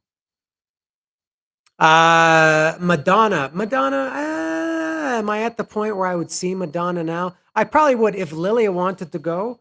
I probably would. I almost went to see Muse in, I think it was in January, because Lily wanted to go, and we both kind of forgot about it. Um, but I just like going to concerts, so I it doesn't bother me too much to go see a band that I don't like. Um, just because I like going to concerts.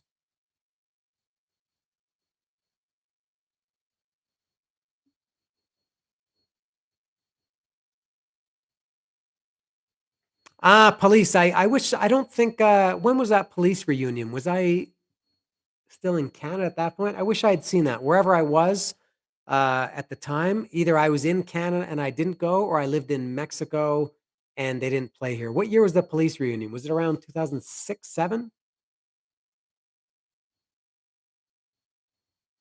Okay. Thank you, Raven. I appreciate it. Thank you.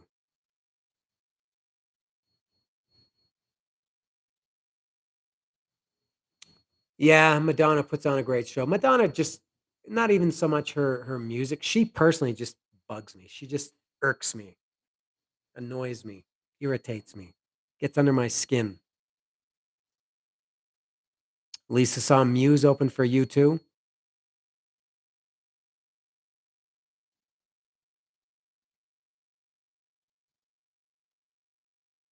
Okay, Lily is still here.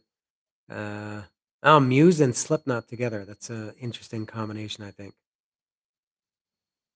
Oh, and any requests for El Chopo stuff? I think I'll be going to El Chopo next Saturday. As I mentioned, I'm going to Pretty Boy Floyd. That's on a Friday, which means my car can't drive on there in Mexico City on Friday, which means as this happens, it's too late to come back on the bus, so I'll be staying overnight. And as I've mentioned before, I feel compelled, if I'm in Mexico City on a Saturday, I feel oh, yeah, yeah, Earth, Wind& and Fire, that was a good one. I went to Earth, Wind& and Fire just for, that was for Lilia's benefit. Um, Although I had no problem going to that, as I said, it was fun. It was at a venue that I had never seen a concert before. That was cool, going to Earth, Wind& and Fire. So I'll be going to El Chopo next Saturday because 'cause I'll be staying in Mexico on Friday night after Pretty Boy Floyd. Um Rat Rock is saying, "What's the deal with the car rules?" Basically, they say that it's to control pollution and traffic. It's basically the last number of your license plate. You're not allowed to drive on certain days. For example, all right, good night, Raven. Thank you for joining briefly. Thank you. See you.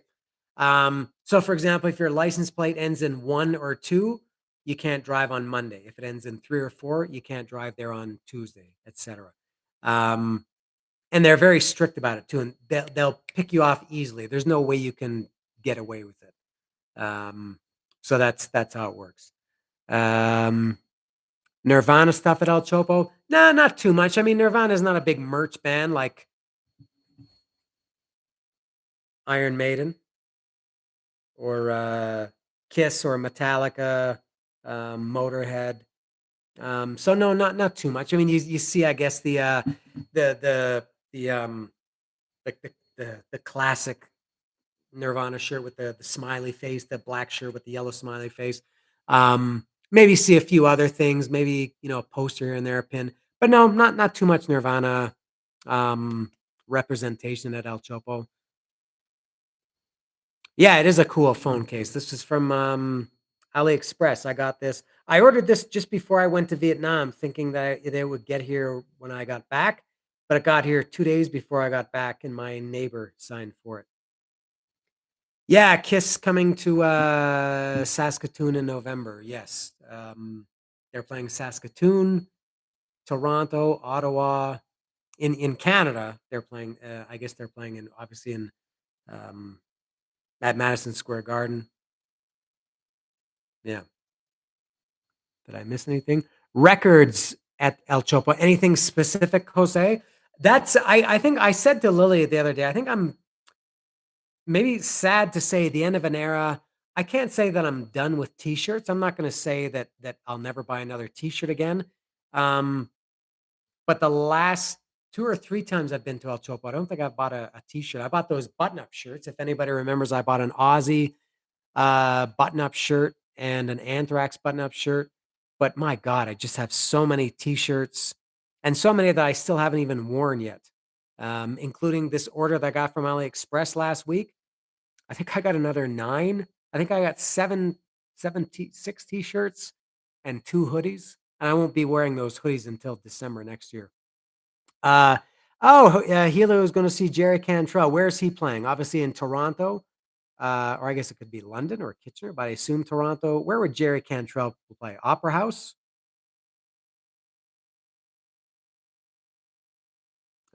Shirts from bands that not everyone wears, like Warsenal. Um, yeah, I have. I mean, I have Metallica and Iron Maiden shirts, but I also have Warsenal and uh, I don't know, Sea Hag. No, I don't have a Sea Hag shirt. I know Damien likes Sea Hags. I would buy a Sea Hag shirt if I saw one.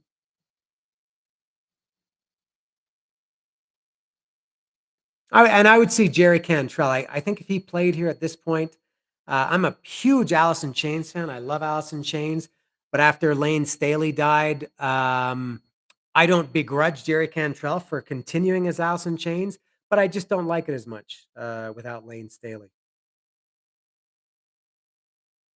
Yep, Sea Hags. As far as I know, they just had the one album, right? With what? Back to the Grind, Half the Way Valley, oh no, I mean Doghouse. Just one album, yeah. Cramps. All right, let me take some notes here. El Chopo. Are there any specific albums? Oh yeah, I know. Oh, Jose said about records. Yeah, the last few times I've gone there, I've been more interested in looking at the Ozzy Priest, Napalm Death. Okay, whatever I can find. All right, let me write a little note here. Cramps and Cramps for Damien.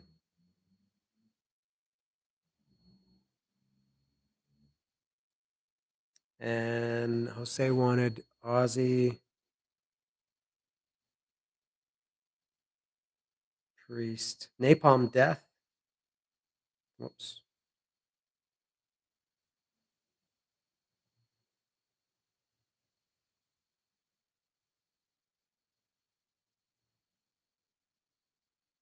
Okay, I got those 2 noted. Ramones. A couple of things here. Oh, Helio. Oh, he's playing in Buffalo. All right. Oh, that's not too far. Actually, I guess for you, that's not even too much further than Toronto, right? How far are you? I assume still in Cambridge, Helio. So Toronto downtown is what, an hour and a half, and Buffalo is probably maybe close to 2 hours. Is that about right? Let's see. I missed a few things here. Record chains in Mexico. Not really. There was or is one called Mix Up. Um, obviously, I guess it's like a Tower Records kind of store. You know, they're in malls mostly, big stores. A lot of them are closed now, and they're getting smaller and smaller.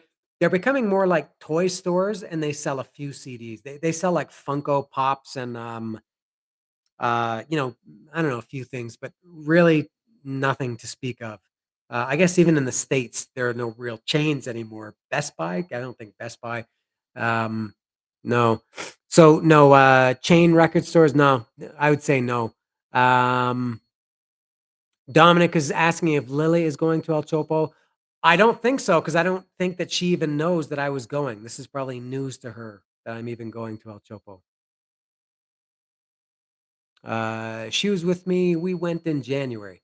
Um, Love, Hate, Black and the Red Room. I love that album. Rock Queen, uh, Hell California, Population 4. Why do you think they call it dope? Yeah, that's a good album. Um, Ramones merch. More I would say more Ramones than Nirvana for sure. Yeah, I guess a decent amount of Ramones merch. I've sent Damien pictures of some Ramones things that I found, not just at El Chopo, but in different stores.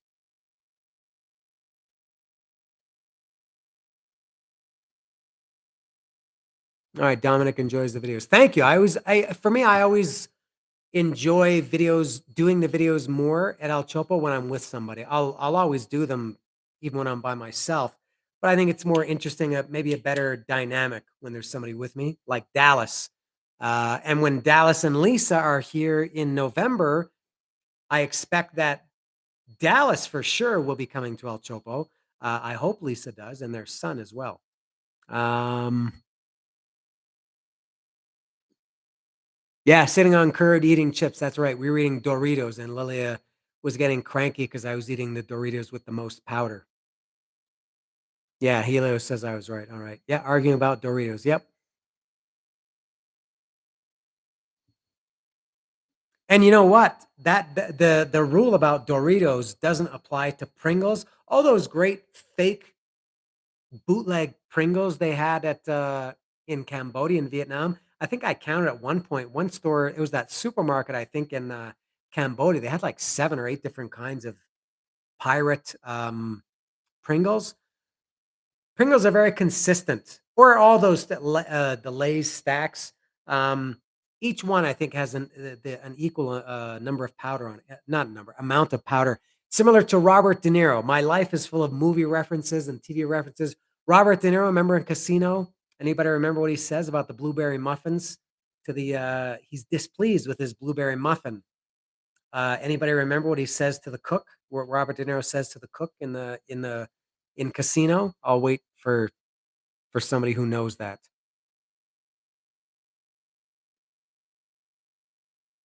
What happened to Matt? He's still in Mexico. Yeah, he is. I saw Matt.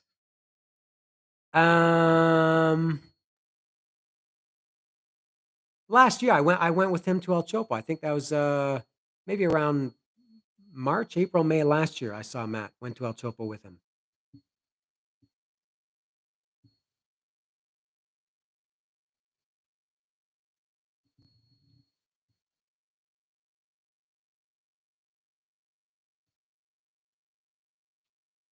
Hold on. Oh, is that why we got divorced? I missed something here. Sleepwalk. Yeah, I don't really sleepwalk. I sleep talk. Um, and I've had some really, really crazy episodes. Uh, Sleep talking, and no, not sleepwalking. I do things. I physically do things in my sleep.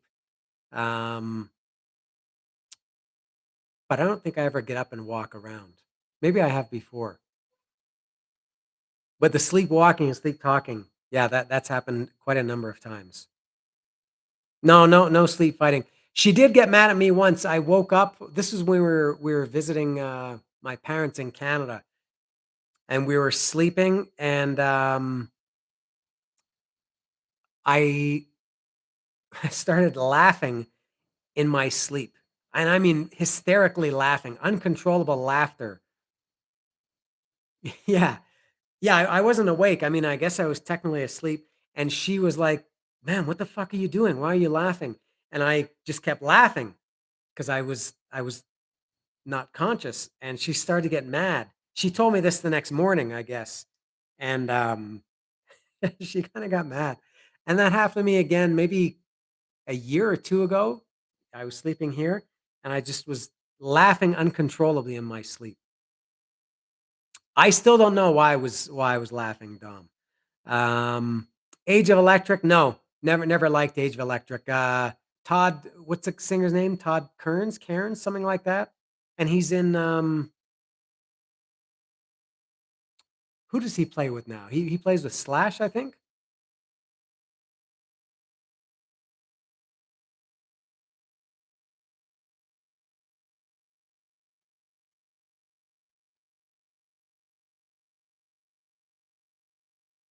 Yeah, he plays with Slash. And what was the song Age of Electric had in the earlier mid-90s? The video was on all the time. I hated that song. It was really cheesy, really, what was the name of that song? I'm sure Dallas knows.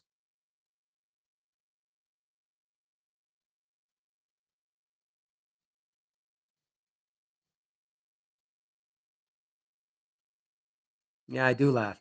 Better laughing. At least I'm laughing. I'm in my sleep and not. I have yelled too. I've had when I was a kid. I remember when I was probably 12 or 13 years old. We were camping. I probably told Lily about this. Um, Camping with my family outdoors, and I no remote control wasn't the song. I don't think.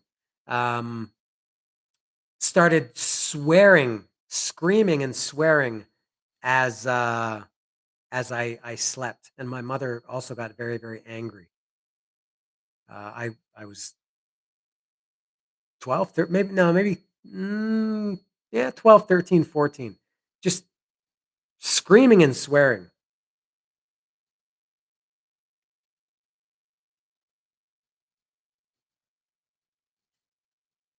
What's the Age of Electric song? What was the first I'm sure it was their first video because that was the first time I had heard of them. Was it something with Aphrodisiac in the title? Aphrodisiac Smile?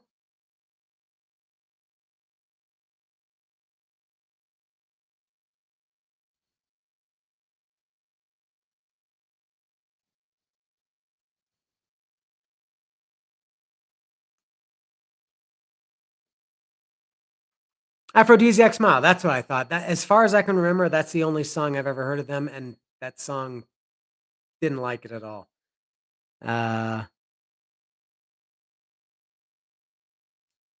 she got mad because I wouldn't tell her. I think I didn't know why. I didn't know, why I was laughing, and still don't, never will. That is the greatest mystery, as well as the, that spring thing on the plane, and, and where the dogs that I'm fostering, when they disappear for hours at a time, where they go.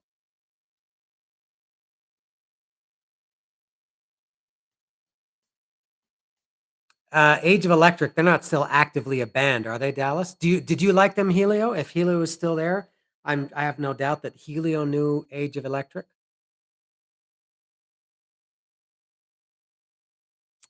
I used to talk, but not actual words. What, like mumbling?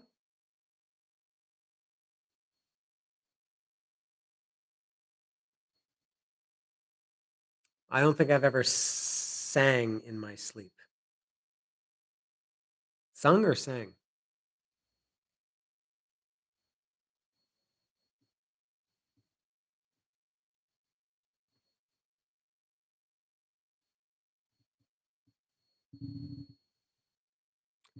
Therapy with a question mark. All right, let me I mean it's possible that it exists, but I mean I don't care about that band, so there it's not something that I pay attention to, but I will note where's my ah not that's not a request, that's a challenge. Is that any that's only a shirt, Dallas, or could that be anything therapy related?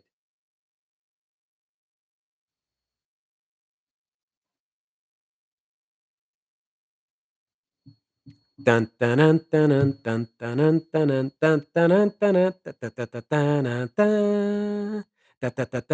dun da da da da da da da da da da. That's the Hockey Night in Canada theme. I'm sure Helio and Dallas were and Lisa were probably humming along as well.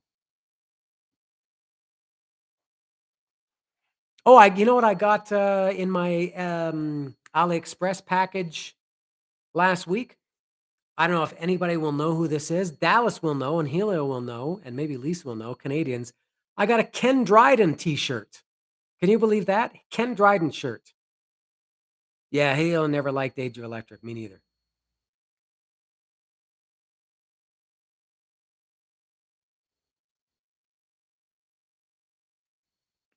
Yeah, CanCon or ConCan, whatever it's called. I think I've talked about this before. I didn't I think I begrudged a lot of Canadian music because I felt like I was hearing it only because I had to.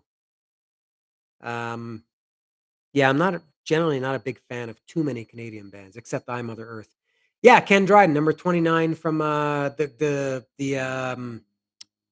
greatest hockey team ever, especially the '70s Montreal Canadiens, my favorite hockey player ever. I met him when I was a young kid. I was because I used to live in Montreal, and, I was a big fan. My dad used to take me to games at, Razor I like Razor.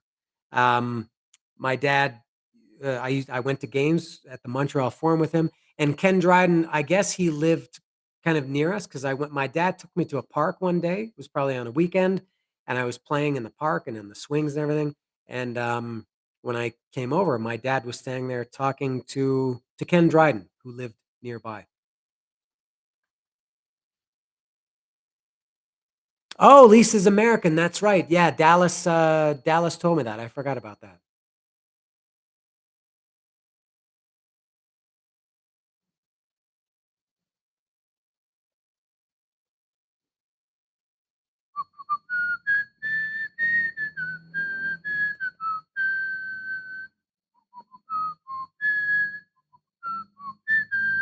I hope Lisa knows that tune.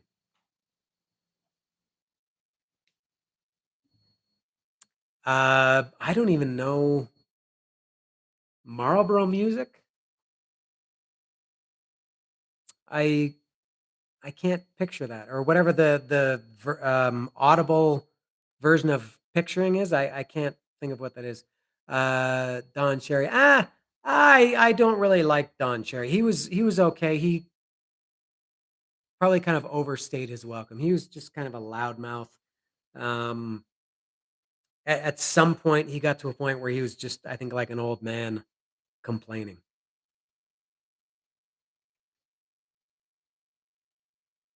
Okay. Well, so Lisa doesn't know that, but it's I think every Canadian, I don't know about Canadians that are teenagers now or of a certain age, but I think at some point everybody in the country would know when you heard that Hockey Night in Canada song, you would get flashbacks of for me Howie Meeker, Dick Irvin, um, and then in later years, I guess Ron McLean and Peter Puck. Um, who's with Ron McLean?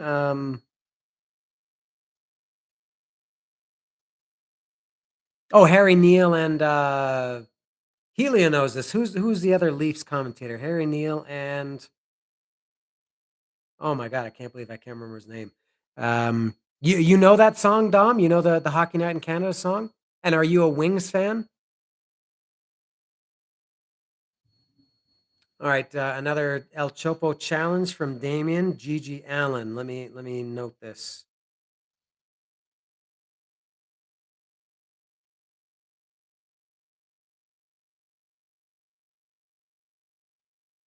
Uh, Oops. I don't think I've ever seen. I don't think I've seen Gigi Allen.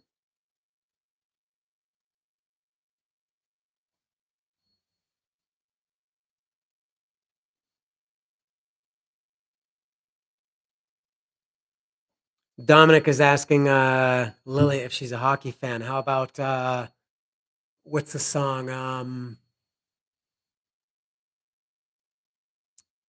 If there's a thing that everyone remembers, it was way back in old '72. We all squeezed the stick and we all pulled the trigger. Something something. You said you didn't give a fuck about hockey. I never saw someone say that before. Anybody know what I'm talking about? What that's from? Doughboys. I liked Doughboys. I had, what was that album called? Crush. I had one. Oh, Helio knows it. Fireworks. That's right. I just quoted Fireworks. Tragically Hip. Excellent song. Very good, Helio. Um, that song is about hockey. Yeah, was it Crush, the Doughboys album around 92, 93? The song Neighborhood Villain. I have it in my phone here. When Foo Fighters come out, I thought Foo Fighters sounds like uh or not sounds like, but to me they reminded me of Doughboys. Although Doughboys originally were more kind of punk. Let me see Doughboys here. It's in my collection here. Here it is. Oh, it is called Crush. Yes.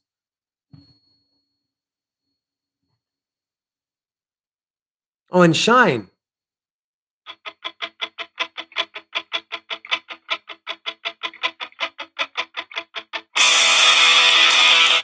That's really Foo Fighters ish. Yeah, Shine, Neighborhood Villain. Yeah, I was not a big fan, and I didn't see them live, but Doughboys were okay.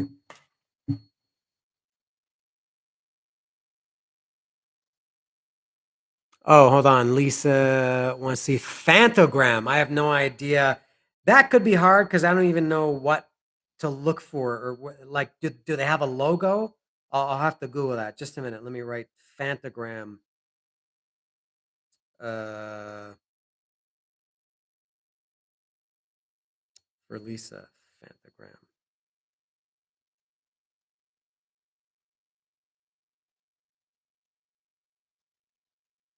Did I spell it right? Is that what the band is called? Phantogram? Okay. I got it. There's my El Chopo list.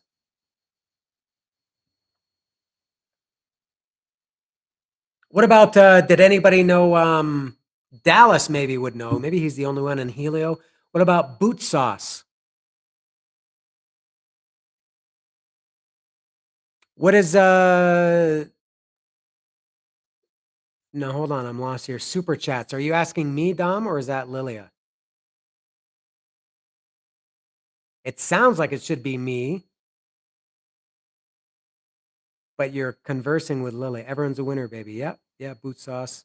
Uh the Brown album. You. Um do I accept super chats? I hate to say this, but what is a super chat? I played pool with Boot Sauce once. They played in Guelph when I was living in Guelph, and went to see them and ended up playing pool with them for a while. And can Dom explain super chat?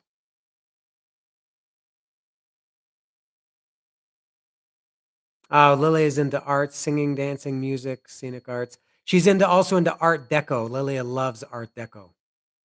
She doesn't know too much about it, but she likes it.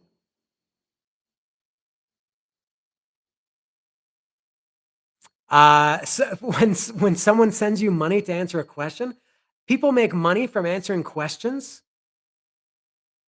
How do I enable this and how what oh I don't know if I would do that. That seems so not dishonest. What's the word? So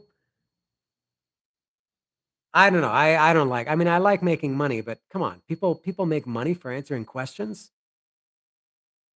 The most on YouTube YouTuber. Yeah, I guess I am.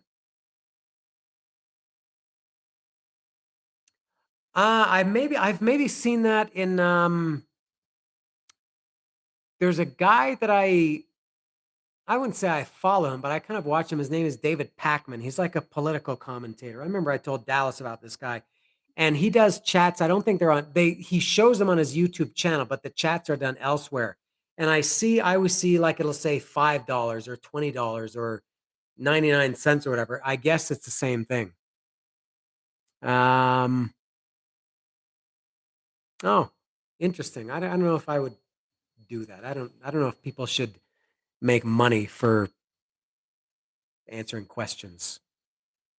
I mean, if I were doing something if my videos were, if I were putting money into them, if I were, you know, editing or time into them, maybe I would do that to maybe recover something, but, I think I would feel like a jerk taking money to do something like this.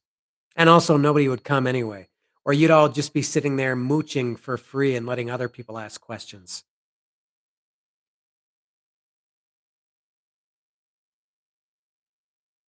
YouTube takes a cut, of course they do.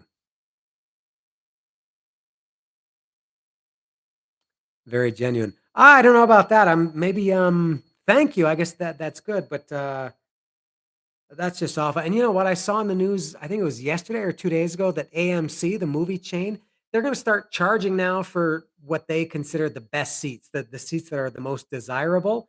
I don't know if those are at the back. I assume not the front, the middle. I don't know if it's the middle of the aisle. They're gonna be charging more for that. That's unbelievable that they're bringing this dynamic pricing to movie theaters, especially when I don't think too many people go to the movies now. What motivation are people gonna have to go to the movies now if they have to pay for what they consider? It's just unbelievable that everybody wants to charge for every stupid fucking thing. They put their hands in your pocket for everything. Oh, I saw a lot of Art Deco building. Yep, the tunnels even were Art Deco. Yeah, it was amazing how much Art Deco there I saw there.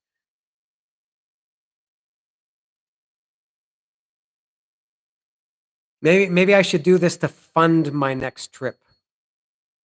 And also, going back to YouTubers and Vietnam and everything in these videos, um, I see, as I said, I watch a lot of these videos, these people that, they call themselves full-time travelers or digital nomads or, backpackers or something, and I think, "Oh, that's a." I guess it's an old man thing to say, but imagine that you're traveling.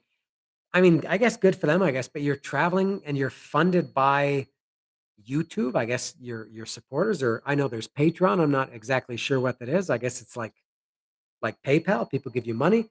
Um, but I just think it's so douchey to these people that, and maybe I'm jealous. Um, but to be a full time traveler, these people that go and travel around and and by the way, I'll go off topic a little bit or change the topic a little bit. The reason that I said about the Art Deco, and I don't know how many people caught all of the stupid things that I said. Um, Maybe I will get an Art Deco tattoo. I said a lot of stupid things. Some were unintentional, some were intentional. Um, I said that Saigon was named after the Broadway show Miss Saigon. Obviously, that's not true. Um, what else did I say? Oh, that pagodas are named after Abe Pagoda, Tessio from Godfather. Um, and the reason I did that is kind of for a couple of reasons. One, because like Kramer, if anybody knows Seinfeld, was Kramer when Kramer was giving the handsome cab ride, the horse and buggy, taking people around New York and talking about Joe Pepitone and things like that. He obviously didn't know what he was talking about. I thought that was very funny. And also just you see, I saw these YouTubers that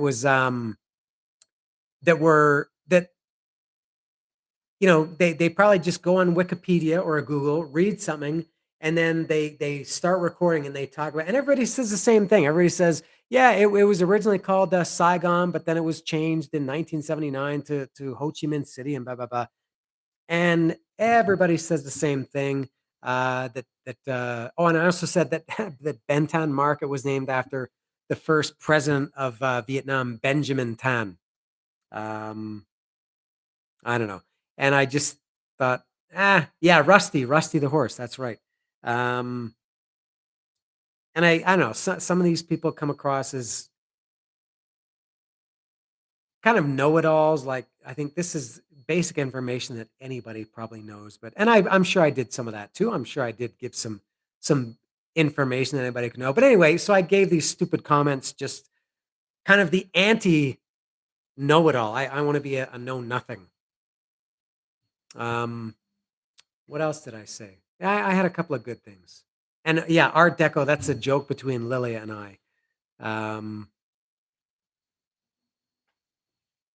No, what else did I say? I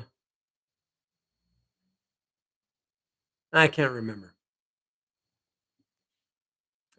There was one that my friend Dave picked up, and he sent a message to me about it. I can't remember. But anyway, that's if anybody was wondering about Art Deco, that's a joke between Lily and I because she knows about art and Art Deco, and so for I guess a couple of more than a couple of years, um, I would always say something, and she would say, "Oh yeah, it's Art Deco," or it's Baroque or Barack Obama, whatever that style is of these old churches. And so it kind of became a joke. I would say everything would be. She'd say, "Oh, look at this building," and it would be a building that was built like yesterday, and I would say, "Oh yeah, it's Art Deco." So it kind of became a joke that everything that I see is Art Deco, and I'm going to be right sometimes, but most of the time I'm going to be wrong. Esteban, buenas noches. Hello from New York. Yes, pointed out lots of Art Deco buildings in Vietnam incorrectly, but intentionally incorrectly.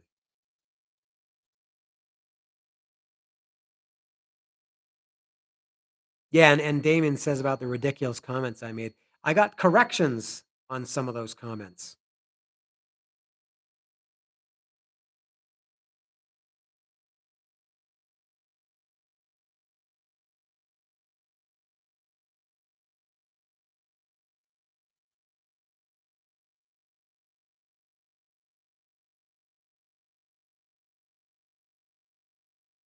Anybody there? We had this is called dead air.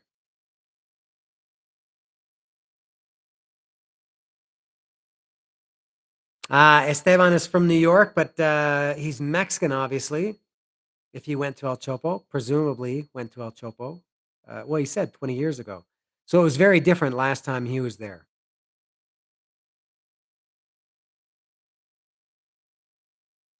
Yeah, don't let the truth get in the way of good commentary. I just think it's a little bit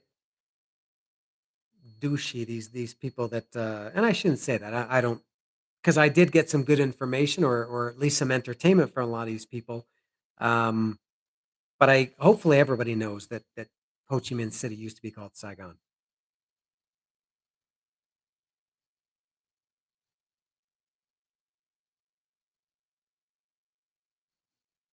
What else? Who's still here? We're at 12 people now. We got Dom, Damien, Lilia, Esteban, Jose. There's Jose. Oh yeah, the Jose is saying about the postcard. I did take a picture. Let me show you. That really bugged me that I forgot to take that. I don't really plan anything until I do it, and then when I think of something, I think, okay, I'm going to do this. Um, and I thought I was going to send myself a postcard. I mentioned this in the video, and I wrote, and Lilia will can maybe tell you about my writing. Um, Fuck, it took me all day to write that postcard. I sat there with my phone with Bert Steensma's letter that he wrote to Travis Bickle at the end of Taxi Driver, thanking him for returning Iris. And I sat there in that post office for, I don't know, 20 minutes or 2 hours writing that. And I was going to show it in the video. And then I forgot. I ended up, I took a picture of it when I put the stamps on it, mailed it, and forgot to show it in the video. But when I receive it, if I receive it, and it really is questionable whether I will or not, I will try to remember to take a follow up video. Just a minute, I think I can find the picture of it. Here it is. There's the postcard. So I bought that postcard in the store. Um, and then there's the postcard outside the post office. This is the documentary of the postcard, and there it is for posterity, whatever that means. There's the postcard that I wrote. Hold on, it's too bright. I don't think it's going to show up. Just a second. Let me turn the brightness down on my phone.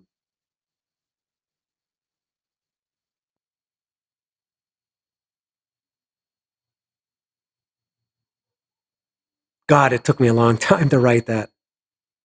And there, it's got the stamps on it.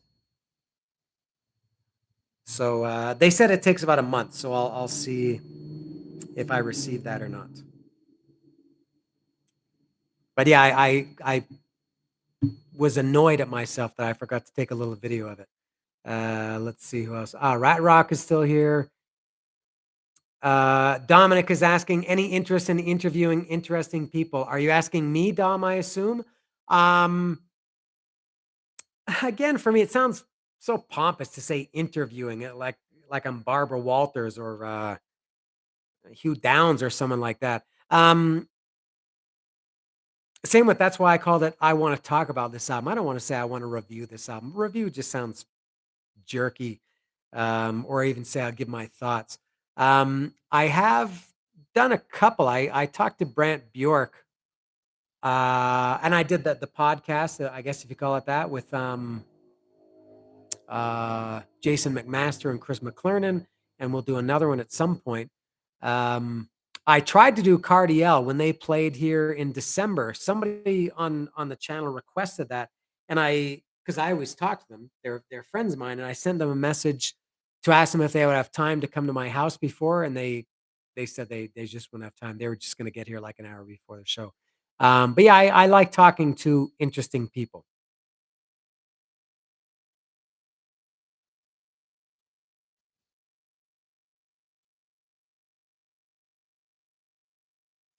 Lexi Limitless. No, don't know her either. I know very I don't really know any YouTubers. Like I only really started watching kind of blogs or vloggers when I started planning this Vietnam trip.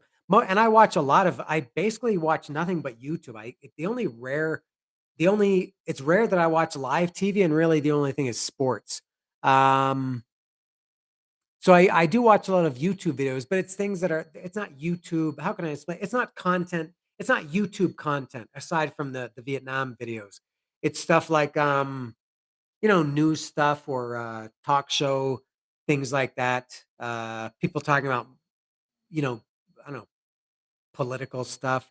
But I don't really have any favorite YouTubers other than myself.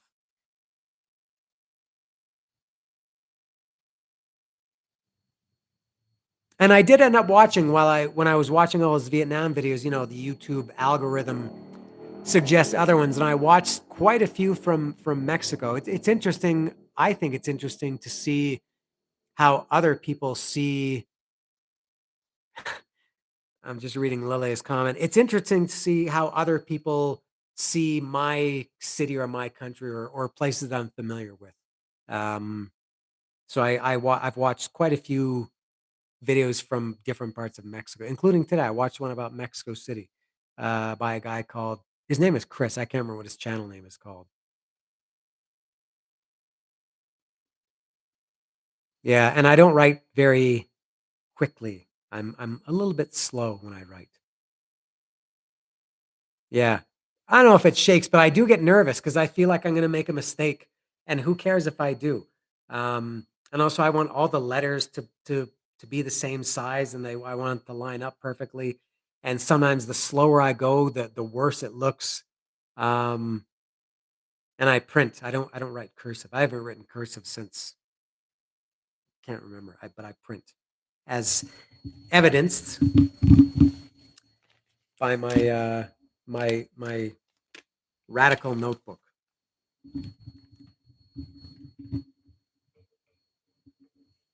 All right, Helio Gazpacho's out here. Thank you, Helio. Very, very good to have you in my life at this point after 20 something years. Thank you very much for watching the Vietnam, Cambodia videos and for coming tonight. Thank you, Helio. We do this. They do this in Mexico to say thank you. It's like giving the finger, but you give the whole hand. Really, that's thank you. So thank you, Helio. See ya.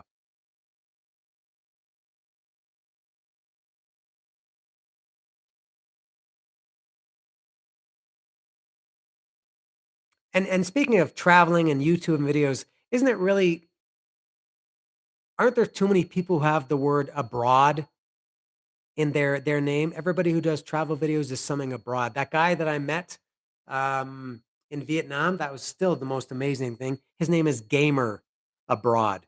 Um, and then there's another guy I saw. I think he's from Germany or Belgium or Netherlands or something. His name is Mister Abroad. and then there's travel abroad with whoever. It's enough already. Yeah, I get it. I get it. You're out of your country. You're traveling abroad. Be more original. Um, Next album review. I don't know. I never know until I do it. I have a bunch that I know I will do at some point. It's just a question of which order I feel like doing them in. Um, I have probably at least probably 10 that I will do at some point. I just don't know which one is going to come up next. Um, Rock says it's so you come up quick in the YouTube search. Yeah, that's the shit that I really pay no attention to. The all the bullshit YouTube tricks about when I it was kind of funny when I met this guy Gamer Abroad. I would think it would be the opposite. If you search for something abroad, if everybody has abroad in their name, it could be hard to find. But when I met this guy, his name was, what was his name? Adam, Gamer Abroad. Um, and we ended up talking, and I told him I had a YouTube channel, and he searched for it, and he found it. And the very first thing he said, and I thought this was kind of strange, he said, "You don't make customized thumbnails?" And I said, "Nah, I don't care about that." And he was like, almost like recoiled in horror that I didn't make these, customized thumbnail, and I think, well, I don't think I've ever once watched a video because I like the thumbnail. Um, if the video is, I watched every video about Vietnam, and also I think a lot of them are bullshit. Some people are very dramatic. I think the most egregious one that I saw, it was a girl. I think she was Canadian. I think she was Canadian. She was traveling with her Australian boyfriend, and they were traveling through Vietnam and Thailand and Philippines and everything. And I watched some of her videos from Viet or their videos from Vietnam. And in one of her thumbnails, it was a picture of her crying, and the text of the thumbnail said something like, "I can't believe this is happening," something like that. So, what would you think? You would think, "Oh my god, she's crying. I can't believe this happened." You'd think something happened. And then I watched the video, and all it was her saying, I feel so fortunate and so blessed that I'm traveling in Vietnam. I'm so happy that I'm crying. And that just I think I just turned it off right there and watched another video. That shit, I don't know if I don't know what the official definition of is clickbait. Somebody told me, a famous YouTuber told me, um, that it's only considered clickbait if it's an actual lie. But to me, I think anything that is like stupidly dramatic like that. Another guy said, I think this is a guy, he's an American guy. I think his name is Fat and Broke. His YouTube name is Fat and Broke. I think it was him. I could be wrong. I hope if it's not him, I apologize. Not that he would ever know. He's American, and he's lived in Vietnam for like a year or something. And he's a regular YouTuber. He does regular videos. And his the title of his video said, "I'm leaving Vietnam," in all caps and three exclamation points, double exclamation point, like Jake Jarmel. Does anybody get that reference? And so I'm leaving Vietnam. And you know that guy, Dallas? How do you know that guy? Did he come up when you were watching my videos from Vietnam? Because he does Vietnam videos as well. So he says, "I'm leaving Vietnam." And it turned out that, okay, thank you, Lilia. Thank you for coming. Nice to see you here, and I guess I'll see you in person probably tomorrow. We have to see about Max. We have to find out what's going on with Max. He was adopted on Saturday. But thank you, and see you. Um, so he said, "I'm leaving Vietnam," and all it was his the Vietnam visa since COVID. I guess they were good for 6 months or a year, same as Mexico. But since COVID, they're only good for a month. So you have to leave if you want to live in Vietnam somewhat legally. You when your visa expires after a month, you have to leave, which would be to Cambodia, or maybe you fly to Thailand or somewhere and then come back. And all he was doing was crossing the border and going to Vietnam and then coming back the next day. And he says, "I'm leaving Vietnam." And maybe it wasn't him, but it was somebody. Um, and also another thing that bugged me that I was very, very conscious to not do these things. See, now Rat Rock is saying about piggybacking and all these people, they just, and I liked and I appreciated a lot of the things that they showed, and it gave me some good information, and I enjoyed it. But they're all the same. They're all just they follow the same template. They all have the same intro. Hey guys, what's up? Um, Today we're gonna go to I'm gonna show you blah blah blah, and then they show like little clips, 3 seconds, 2 seconds of him walking, or of a motorcycle driving past, or of food being cooked, or somebody eating, and then there's the copyright free YouTube music that you're allowed to play. And I just thought, everybody does the same thing. Yeah, a lot of people do that, and I don't. I just think, why would you want to? I mean, not that I'm the most original creative person, but why would you want to be do like it's like people see these videos and say, "Oh, I'm gonna do it like that." I'm the opposite. I look at that and say, "I don't wanna do it like that." And again, not I don't do it to stand out, because a lot of these videos only got 100, 200 views, and I'd rather have 200 views than have some bullshit that everybody else is doing. Um, what's the other thing that people do with these videos that drove me nuts? Yeah, just the same introduction, and, leave a comment down below and tell me, am I pronouncing banh mi correctly? Correct me in the comments below. I just don't like that. Um, I don't know how I got talking about that, but yeah, most YouTubers are cookie cutter. That's definitely that's very, very true. And it kind of they all show the same thing, and they all say that Bentan Market is the biggest market in Saigon, and I probably said that too. Although I did add that it was named after President Benjamin Tan. Um, and they say the same thing, and it's just that's not for me. Bye, Lilia. Thank you.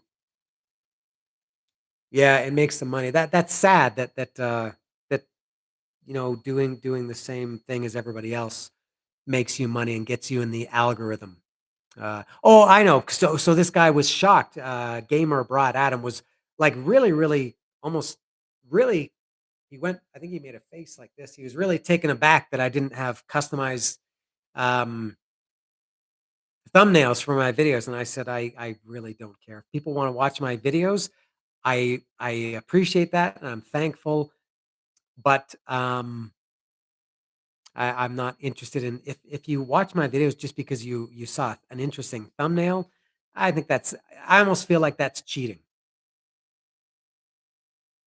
Yeah. Engagement comments are good when they're interesting in a conversation. Yeah, and also now, not that people should be negative, but and I don't think I was. I hope I wasn't overly negative, but not everything. And that's another thing. People are like speak glowingly of everything. Everything they eat is the greatest thing they've ever tasted. Um, and just everywhere they go. And that's not how it is, and I don't think it's necessarily negative. Um, but sometimes things go wrong, and sometimes things happen that you don't like, and somebody was rude to you, and a waiter got your order wrong or something. I think there's nothing wrong with saying that. I mean, you don't have to be negative about it. You don't have to you know cry about it. And I hope I wasn't too negative. I sometimes I maybe felt like saying more, but yeah, I get the idea that some of them are kind of a little bit fake. Um,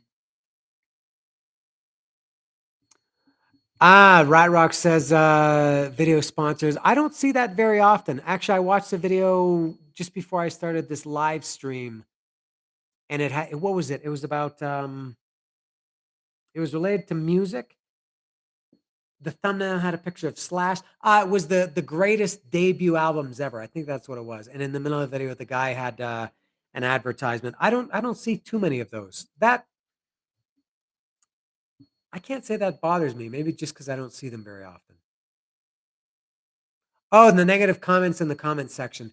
Um, I find YouTube is not too bad for that. I mean, not as bad as social media, and I don't consider YouTube to be social media. Um, And that's another thing, and I guess I should thank everybody for this. YouTube shows now. I know they stopped. I think it was about 2 years ago. YouTube stopped showing how many thumbs down videos had, which I think was good. But we, as the creators, the content creators, which is also very douchey, um, the uploaders, we see how many videos, how many likes and dislikes we have. And I'm going to check now, and I wish I could share the screen, but I can't. The last time, and now one of you dicks is going to go give a thumbs down to all my videos because I'm saying this. Who would do that? I think Dallas seems like the type that he would do that. Let me see. So going back, and it shows what percent. So of my last video, the coming home video, 18 likes, 0 dislikes. So it's 100%. So if you have 9 likes and 1 dislike, it's going to show 90%. Okay. Um, I have 100% likes for every single one of my videos. Actually, all the Vietnam videos, 100% like. Now, well, let me get back to that. The last time I had a video that anybody disliked was January 23rd.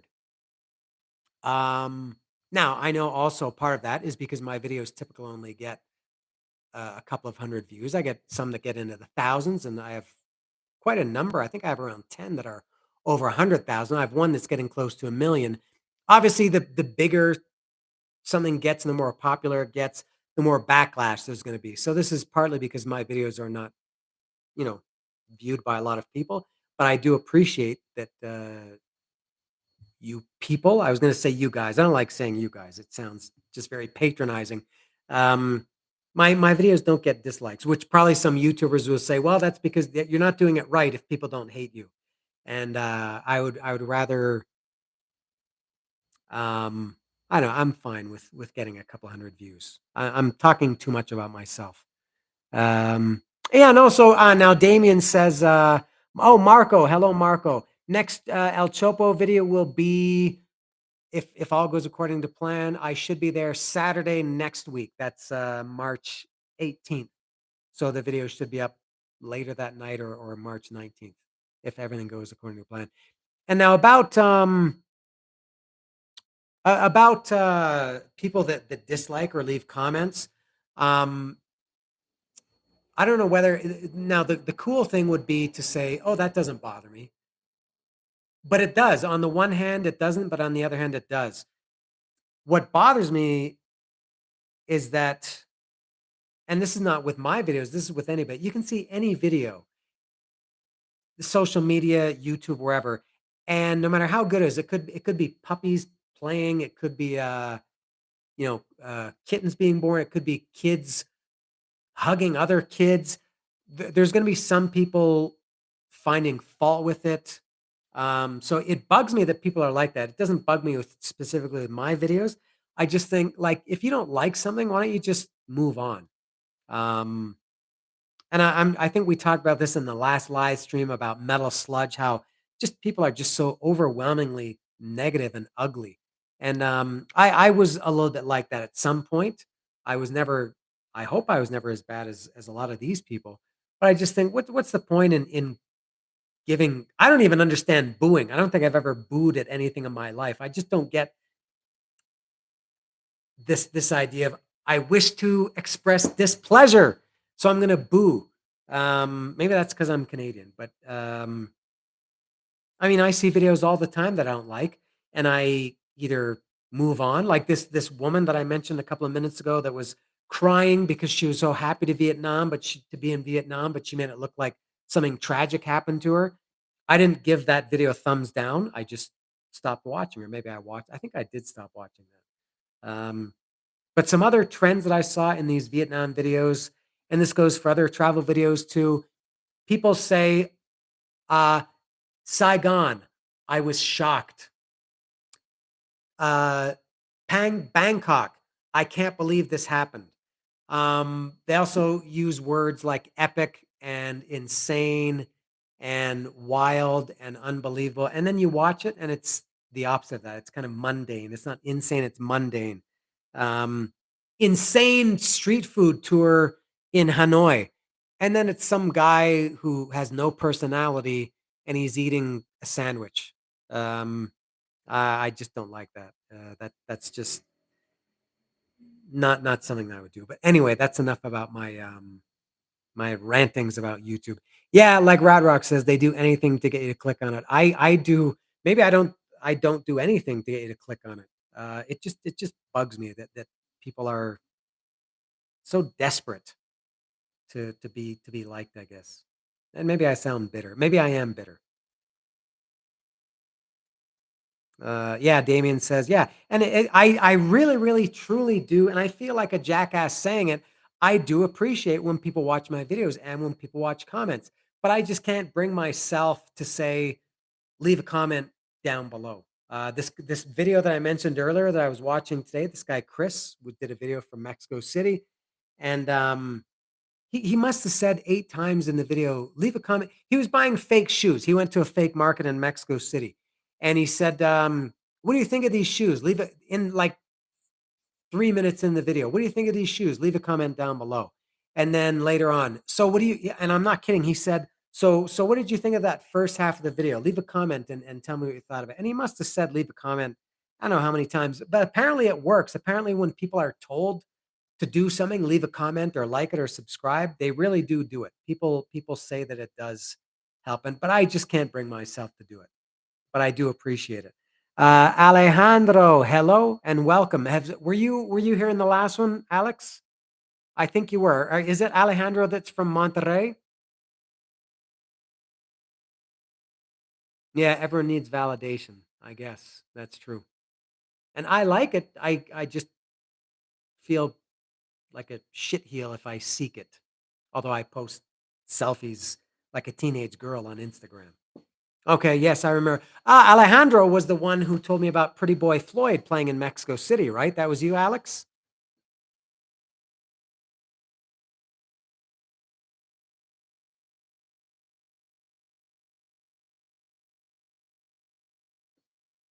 And if so, and I think it was Alex who mentioned Pretty Boy Floyd, that is coming up next week. I mentioned that earlier before you came that I will be seeing Pretty Boy Floyd next Friday. Yep, yep, I'm going to see them next Friday. Unless something crazy comes up. Who knows with these shows getting canceled and postponed and everything. The Obsessed, as I mentioned uh, a little while ago, that they were supposed to play 3 shows in Mexico. Those were all kiboshed or kiboshed. I'm not sure how you say that. But I expect to see Pretty Boy Floyd next Friday and El Chopo the next day.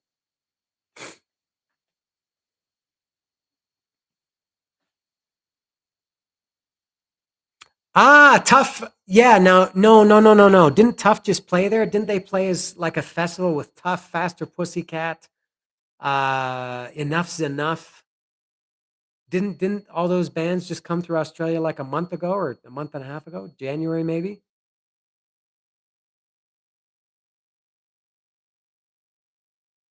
Oh, and I also just saw today, Damien, that Skid Row just announced a tour of Australia, including Melbourne. I think they're playing Melbourne, Brisbane, Sydney.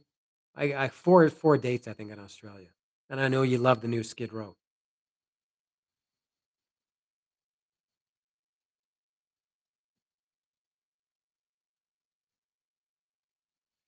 Yeah, yeah, I thought you would be going.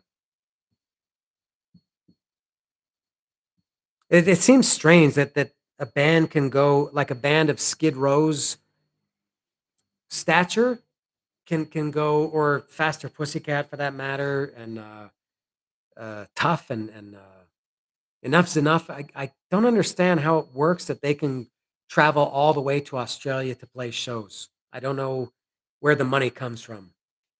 That's that's add that to my list of mysteries. Like that thing on the plane that I played with for 14 hours each way. What was the other mystery that we talked about? Uh, oh, why I was laughing in my sleep, and where my dogs go when they disappear for hours at a time, then they come back. So that was all in one show? Alex, Skid Row, Enough's Enough, Pretty Boy, Floyd, and Tough?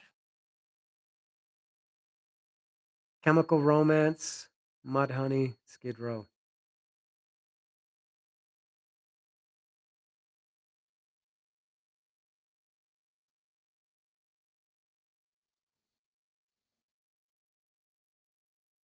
2010. I vaguely remember that. Um, yeah, was that at that casino that's on Insurgentes in Colonia del Valle? Was it there? Or was it wasn't at Kiss Lounge, was it?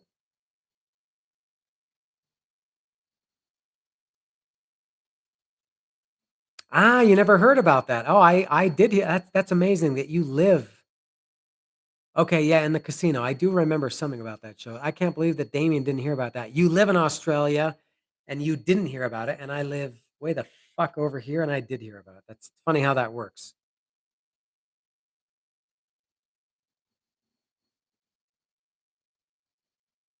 And also, I think if Pretty Boy Floyd can play in Mexico and John Corabi, I think he played here about 2 years ago.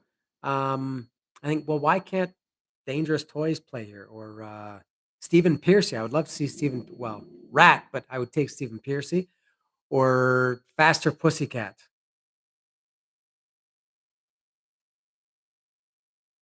Oh, okay, I get it. About Damien, what he said, long gone loser. Okay.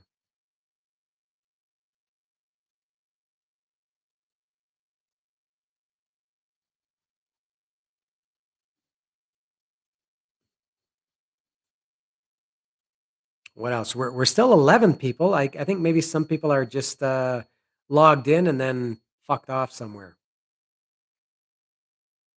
Not that you constantly need to keep me abreast of your situation. I'm just wondering, trying to keep the ball rolling.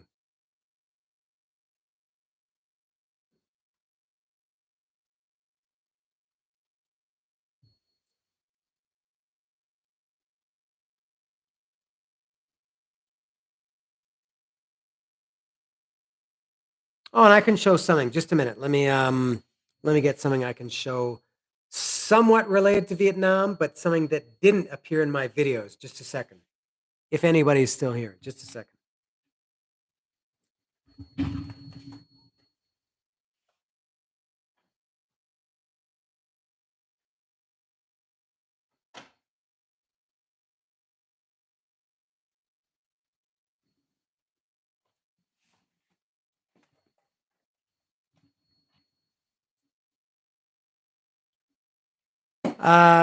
Damon says Skid Row did really well on their Twitter. But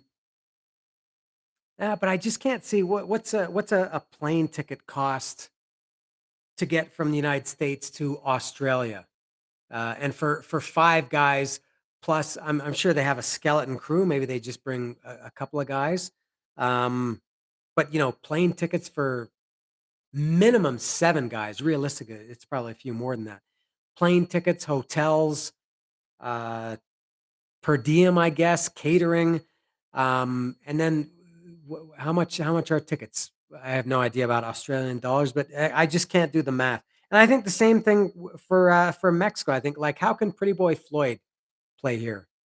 Um, Play Japan. Yeah, Japan has always been big for bands like that. But anyway, what I was going to show is when I was in. This is related somewhat to Vietnam, but like I said, not in the video. If anybody remembers that I went to that store called Art Book where I bought all those cool posters, the Apocalypse Now posters, Jaws, those are free. I paid for the Apocalypse Now and Full Metal Jacket, and then the two Jaws were free. Taxi Driver was free, and Clerks was free. So when I was in that store, it's also a bookstore where I bought. That's where I bought this book that I showed earlier. I bought this in that store. Um, as I was exiting, as I was leaving the store, caught. I thought I saw something that caught my eye. I thought I said Apocalypse Now, and it was a book, and it was a big, beautiful hardcover, almost like a coffee table book. I thought, oh my god, I love. This book looks amazing, and maybe some of you realized after watching these videos how much I love Apocalypse Now. And so I flipped through and I thought, oh, this book looks amazing, but it was really expensive. It was like 1,000 pesos. That's more than it would be here. I think Pretty Boy Floyd tickets are around the equivalent of around 800 pesos, which I guess is around, what's that, 65, 75 Australian dollars. Anyway, so I saw this book and it was quite expensive. And you don't bargain for the in stores. I'm sure most of you know that. Hopefully, all of you know that the price is the price in stores. Um, and I looked for it on Amazon, and it was fairly new. It only came out last year, I think. I think in the summer of 2022, and I had never seen it before. And I looked for it on Amazon, and it was like 15 or 20% cheaper on Amazon. I thought, I really want this book, but it just feels more appropriate to buy it in Vietnam. But it's 15 or 20% more. So I thought, what should I do? Should I buy it here? Plus, it's big and heavy to take back.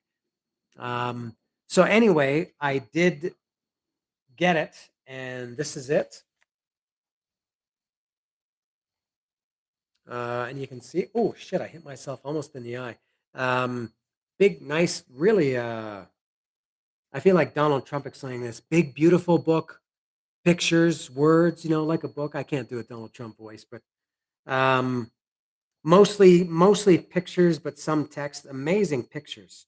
Like for example, some behind the scenes and some wasted space too, like where they put a picture of Dennis Hopper on one side. Why not put a picture here? Anyway, it's a beautiful looking book. So that's cool. And while I was at it, I also got this. Whoops, where can I show it here? And this.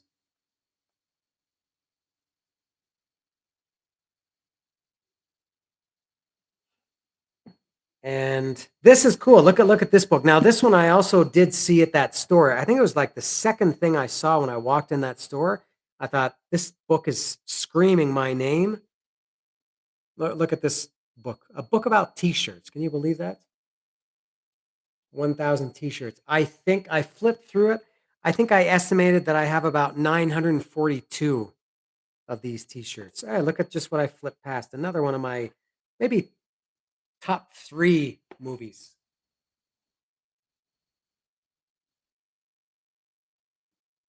Yeah. So it's pictures, sorry, t-shirts, political, music, sports, mm, whatever. Pretty cool book.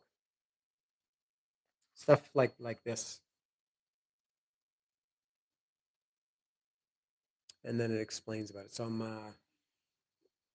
looking for, I have a lot of reading to do. And I bought like 8 books in Vietnam.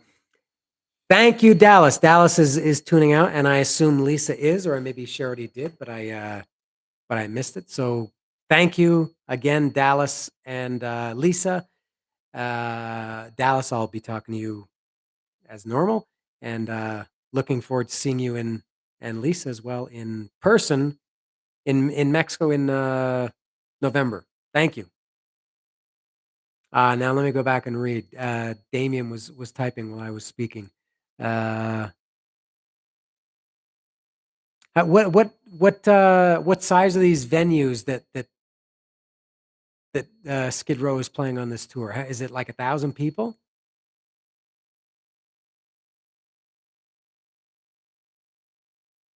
Oh, Damien has never seen Apocalypse Now. My God. Well, I've never seen Rocky. I've never seen Back to the Future. I've never seen Ghostbusters. Everybody has movies that they haven't seen. I mean, like big, huge classic movies. Um, I shouldn't be that surprised. I mean, Apocalypse Now is not a blockbuster like those other ones, but and I can't really say too much about it because I could only set you up for disappointment if I tell you how much I like it. But yeah, as mentioned, as documented in that in some of those videos, Apocalypse Now, that and Taxi Driver are my two favorites.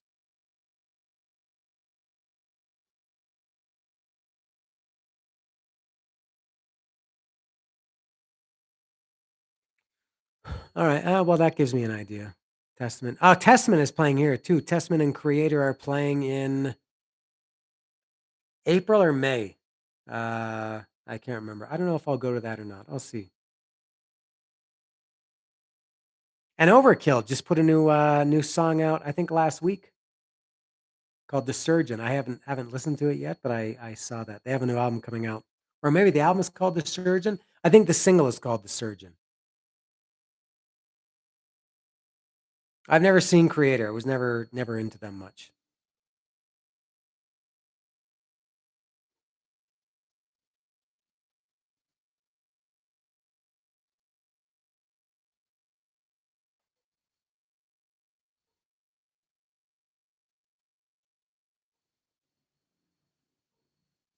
Anything else? Are the crickets starting to warm up the band?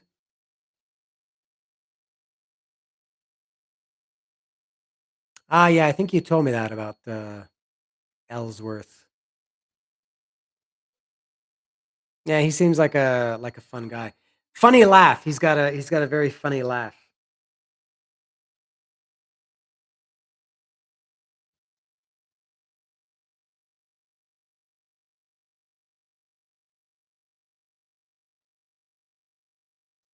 Also, he doesn't care what you say.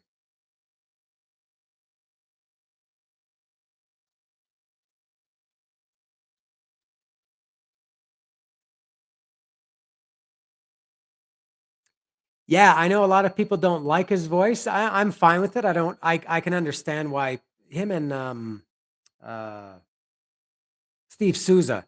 I can understand that people don't like them. I like them both, but actually Souza as well. I Zetra. I can't believe both of them how their voices sound. Whether you like it or not, their voices sound just as they did X number of years ago. Um, whereas the cat, she was here on my lap a little while ago, but she is on the top of her tower. Why can't I point to it over here? There she is on top of her tower.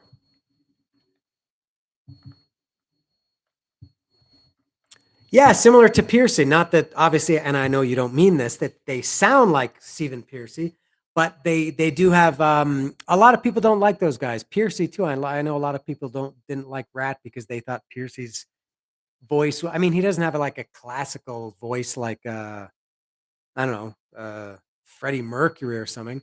But I think we've talked about this how much I love Rat and uh, Piercy is one of my I would even say one of my favorite singer. I not the best, but just for voices that I love, man. And I guess I mean it all goes together. That I just love Rat in general, and I think most of the times when you like a band, the singer is the main thing that you like. About my guitars, yeah, I don't really play. I can play like the main chords. That's about it. I got the first one I got was the acoustic. Lily bought that for me for Christmas in 2017. She said, "Man, I'm buying you a guitar. You listen to way too much music to not have a guitar, and music is too big in your life to not have a guitar." So she bought me that acoustic, and I liked it a lot, and I learned the chords pretty quickly. And I thought, I want to get an electric. So the next one I bought was the Les Paul. It's a Chinese Les Paul, obviously. Um, it was about how much was that one? That was I think around 150 bucks US.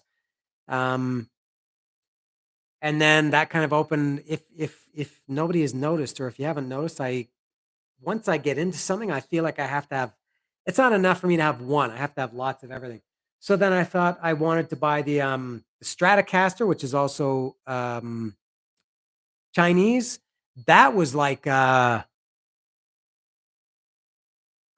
60 bucks, 70 bucks US, something like that. Um, and then I bought the Flying V, also Mexican. The Flying V, I think, was around maybe also maybe around 150 bucks. Yeah, that's it. But also I mean, and I don't really care that I realize, and I guess you know this, if you want to play guitar or anything, you got to start young. And when they say you're never too old to do this, do that, no, that's not true. Sometimes it's not that you're too old, not age is a number, but when you're 53 years old, you don't have the time that you have when you're 14. You can't sit in your bedroom for 8 hours a day playing guitar. So I didn't get too much into it. Uh, the Flying V, it's a Mexican brand called Babylon with an Babi, not Y, Babylon. I mean, they're great. They're I mean, on the surface, at least for me as a only a fan, they are exactly like, I mean, if you didn't see the headstock and it said the name, you would think, unless you're like, I mean, the guitar expert. Um, I mean, they're identical. And what I was gonna say is I just like having them in the house. Just like, you can have art in your house. That doesn't mean that you are an artist, or it doesn't mean that you painted it. Or you can have you know, plants in your house. You didn't grow them, but so I just, man, it looks pretty cool having guitars in the house.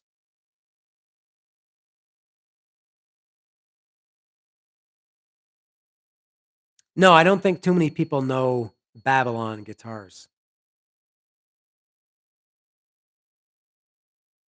Yeah, Flying V's look very cool. I mean, they all like, I don't like the Stratocaster too much, but Les Pauls and Flying V's look very cool.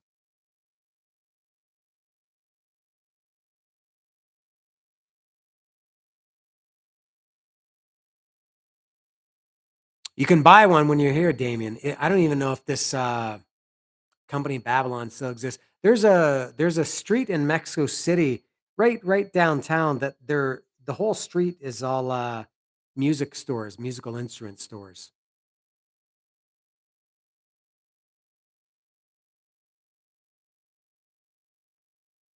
Yeah, Strats.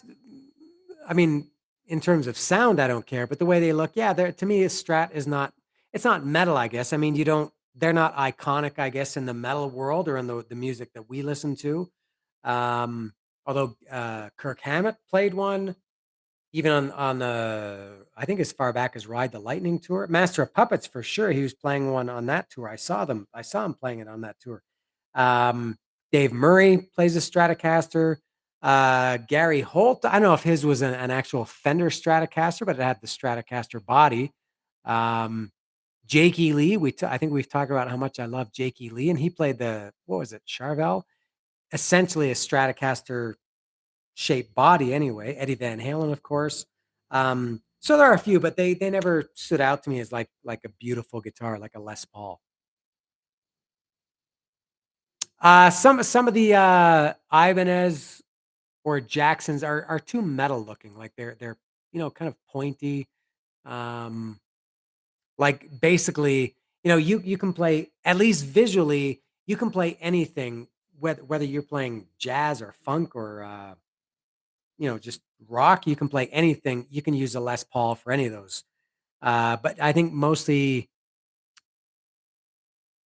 Ibanez, or I guess in Mexico it's Ibanez. I'm not sure. I've forgotten now. Ibanez, I guess, is how people say the name of the guitar company. And I guess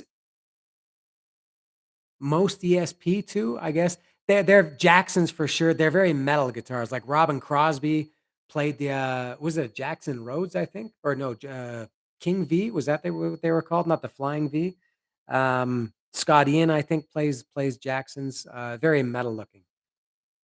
Uh Rolando, hello. I think that's the first time I've heard from him. Maiden Strats are pretty metal. I remember Maiden, they played in the on the Power Slave tour. They played a brand of guitar. It was a Toronto guitar company called can't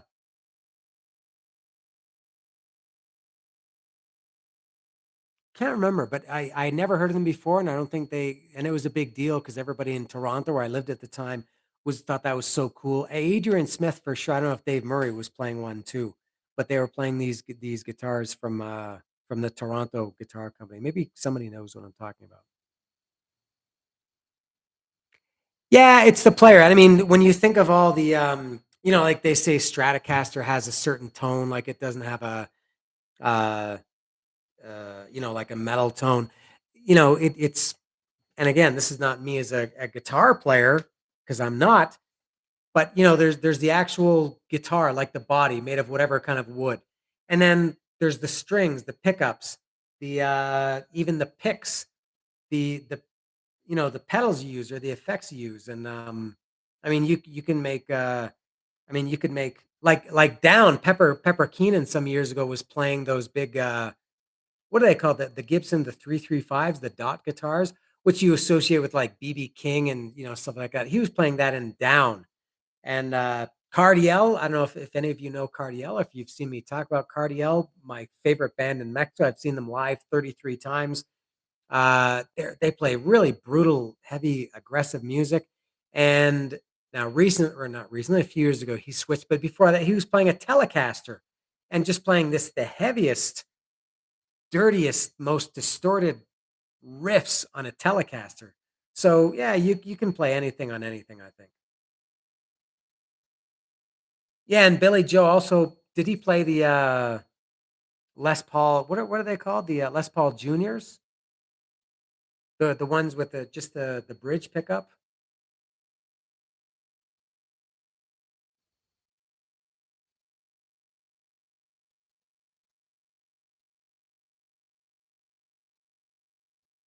Yeah.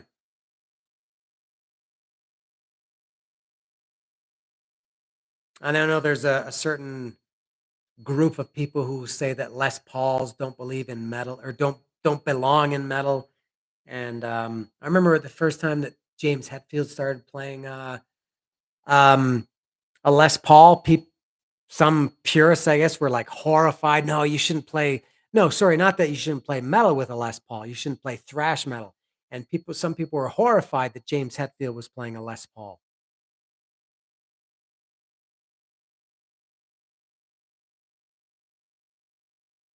And some guys, they just look good playing certain things. I always thought Scott Ian looked really good playing his the Jacksons that he played. Um I do think Kirk Hammett and Hetfield look strange with Les Pauls. I don't care. I just think it just doesn't look right. Um Robin Crosby, as I said, I think he always had the Jackson Rhodes or the Jackson King V's, whatever they were called. Warren DeMartini was another one who played what was his Charvel? His guitar, the one with the samurai swords, and the other one with the snakeskin print, which I think was actually real snakeskin. Um, those Paul Reed Smith guitars are ugly. Again, I don't care, but I just see those. And I think those are really really ugly guitars. Charvel, yeah.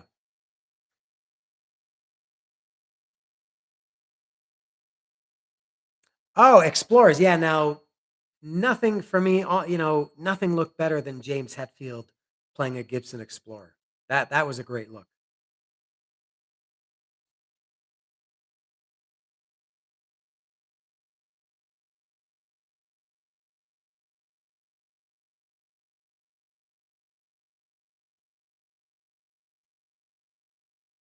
No, but Angus and the SG, to me, that's different because he only played SG. Same with Tony Iommi.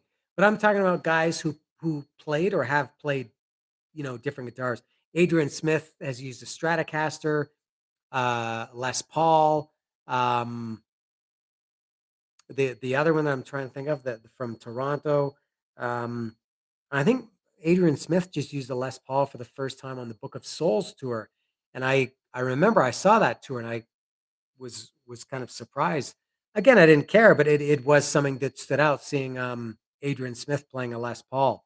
Um, I think Dave Murray used a Les Paul in somewhat recent tours as well, which is also strange. I don't think Dave Murray has ever played anything other than Has he played anything other than a Strat? I can't remember. BC Rich is a very, very metal guitar. You're not gonna see anybody playing anything but metal with BC Rich. And I thought those were so cool when I saw Mick Mars playing one. I think Bitch was it Bitch or Warlock that the BC Rich that Mick Mars plays in the video for Looks to Kill.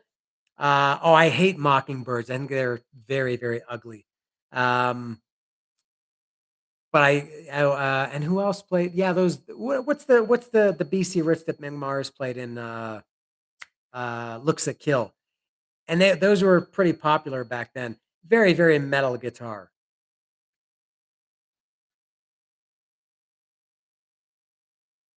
I did see a picture of Tony Iommi just a couple of days ago when he was like 16, when he still had all his fingers, and he was playing. It was a picture posted somewhere on social media, and he was playing a Stratocaster, and I think that was the first time I'd ever seen that.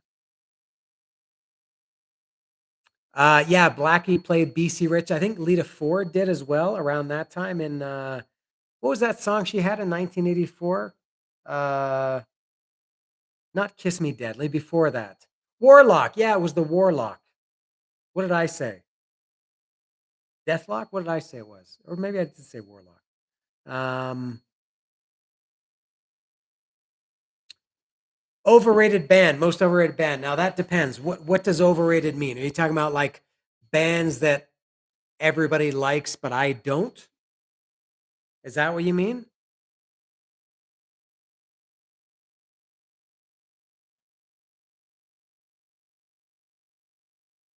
Um,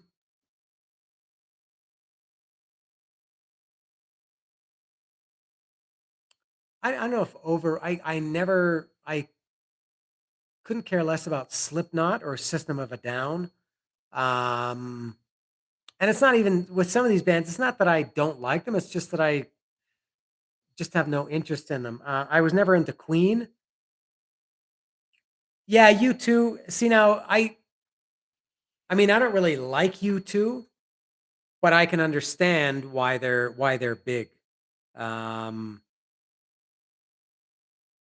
and I've seen you 2 live a couple times. They're actually really, really good live. I think I've only ever bought one U2 album in my life, and that was um, the one from 1992 with all the collage album cover. Was it Zooropa? What album was that? Merciful Fate. I never got into Merciful Fate either. Achtung Baby. Yes, I bought Achtung Baby. That was the only one I bought. What was the big song from that? The not Elevation, the first song. I'm gonna have to check on my phone. I do have a few U2 songs in my collection. No, not one. No, no, no. Uh, Let me check here.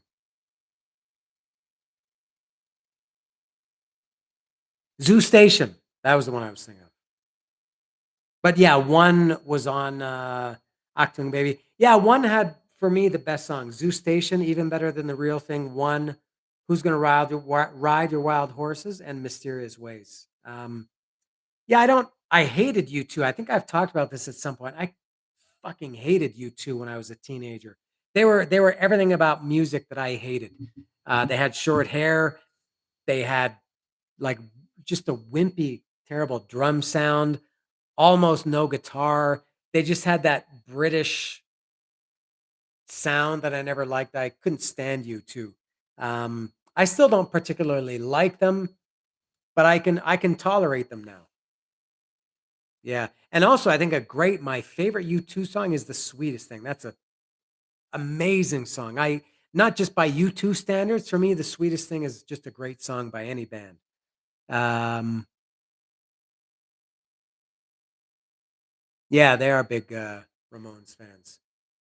And really, really good. I saw them live and I wondered if they had help, like if they were using backing tracks of some kind or if they were piping something in just because they sounded so good. And they draw, at least here in Mexico, they draw really, really, I mean, their music is huge. And so when every song they're playing is a hit, and the crowd is really into it, that made me enjoy it more. I don't know if they did or not. I've never heard. Maybe I don't follow you 2 closely enough to know, but I haven't heard of anybody ever accusing you 2 of any shenanigans. Yeah, maybe they are just good. Yeah, I think maybe we kind of forget that some musicians are just good musicians, and some are not, and some, especially these days, need help. Yeah, yeah, I know Edge as, I and maybe that was why I also didn't like them, because his guitar is almost more machine than guitar. Yeah, yeah, Bono kind of, again, not as much as he used to. Yeah, he was a big reason why I didn't like you too.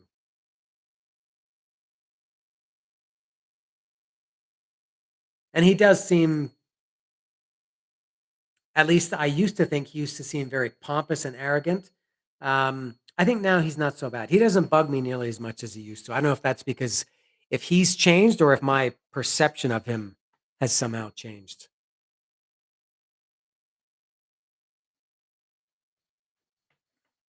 Yeah, his guitar is like, it's almost like not even guitar. It's almost like just like a a means to an end. I'm not sure if I'm saying that correctly, but he has a lot of, and I know a lot of people don't like him because of that. I don't care. I mean, it's not like he does it. He's not hiding anything. It did bug me. If you remember that movie called "It's Gonna Get Loud," there was Edge, Jack White, and Jimmy Page. It really bugged me that they used those 3 guys. Jimmy Page, I can understand, but if you're gonna do a documentary about guitar, it bugged me that they chose Jack White and Edge. I know they're great guitarists, but I thought, like, that should be, and maybe this is me as a metalhead, um, it should have been, I know it had to be big guys, but I thought, why not Eddie Van Halen or, I don't know who else, Kirk Hammett. I don't know who could, Warren, no, not Warren DeMartini. Dimebag. No, I guess at that point, Dimebag, yeah, that was after he had been killed already. Zach Wild or something, but I thought, Edge and Jack White, really? As a metal fan, I didn't like that, but I know those guys are considered very, very top of their game. Never heard of Virgin Prunes, and never knew that Edge had a brother who played in a band.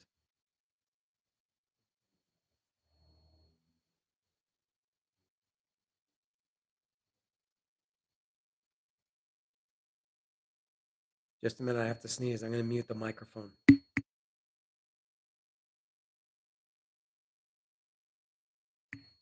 Excuse me.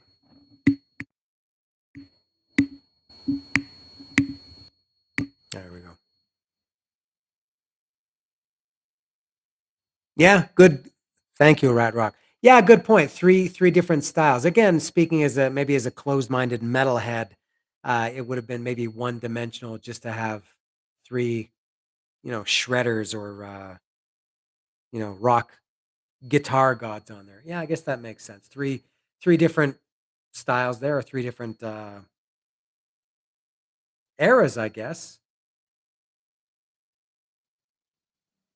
Yeah, Jimmy Page 70s, Jack White 90s, and Edge 80s. Yeah, I guess that's what they're going for. I never did watch that documentary.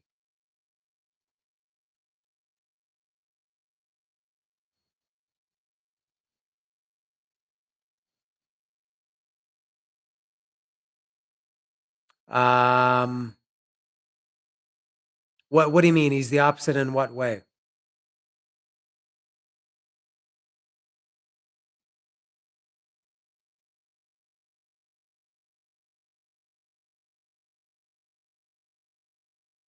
Yeah, I should watch it. As a music fan, I should watch it.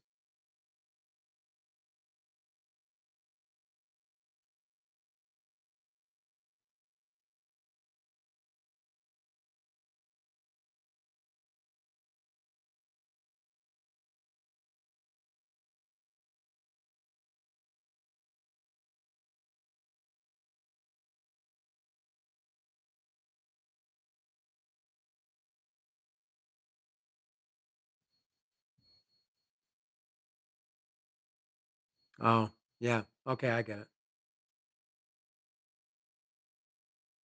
It's kind of funny. You would think it would be the opposite. You would think just because of their age that I guess Edge must be what, 15 years older than Jack White, somewhere around there. You'd think, if anything, it would be the younger guy that's into the technology.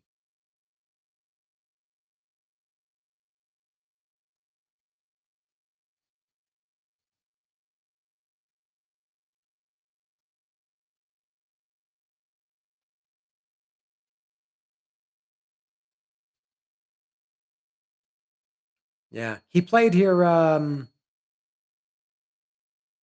think it was in October that Jack White played here, and I was gonna go, and the reason I didn't go, and maybe this is a stupid reason to not go, um, he has, I guess he's had this for quite some time, but I didn't know about it until somewhat recently. He has a no phone policy at his shows, which really bothers me. And not that I need to use my phone at the show. Actually, I never use my phone. I'll take some pictures, but I don't text or browse social media or anything. But it just bugs me. I thought, who's this guy to tell anybody what they're supposed to do at his concerts? Um, the amount of money that concerts are now, concerts have gotten insanely expensive. Um, if people want to use their phone and sit there and text all night, well, who cares? Um, that's not up for anybody to decide. And so it just and if I were a massive Jack White fan, I still would have gone. I mean, if Metallica said that or Pearl Jam, I'm still gonna go see them. But I just thought, I was on the fence. I was kind of a casual fan. I wanted to go and check it out. And then when I found out this, I thought, nah, fuck that. I don't want to go see that. Ah, he didn't enforce that rule in Mexico about the no phones. Ah, well, then I guess I should have gone. Yeah, and I know there are some bands that they will, and I don't think this has infected Mexico yet, where, and I don't know if it's Tool who does this or there are some bands that they have these bags, I guess, that they lock your phone, and they keep it or something. Does anybody know what I'm talking about? That's just fucking unbelievable that the ego of anybody to tell people what they're supposed to do with their phones. Yeah, living the moment. That's the biggest pile of bullshit I've ever seen. Nobody should tell anybody how to live in the moment. That's such a that's like such a douchey thing. That's like the YouTubers that we were talking about earlier that just doing cliches. What does that mean? Live in the moment. Maybe uh I guess the idea is that your your your eyes should be your memory. Some people like to use their phone. Who cares? Maybe they're texting with their wife, boyfriend, babysitter, parents, boss. Maybe they're doing work stuff. Um, maybe they're just there as a casual fan. Maybe they're there. Lily has gone to shows with me just, for uh, just to for solidarity, yeah, I'll go with you. And she doesn't like the band and she uses her phone. So what? Who cares? Who's Jack White or anybody to tell anybody that they're not allowed to use their phone? Misfits with no phone. Yeah. Uh that they don't want the show on YouTube. Now why? Because they're bad? They don't want word to get out that they're bad, you think? Or is it they're good and do they think that if the shows are on YouTube that people will stay home and watch it instead? Oh, fuck Morrissey. Morrissey, I know Morrissey is awful with that. Now I know Damien is a vegetarian or vegan.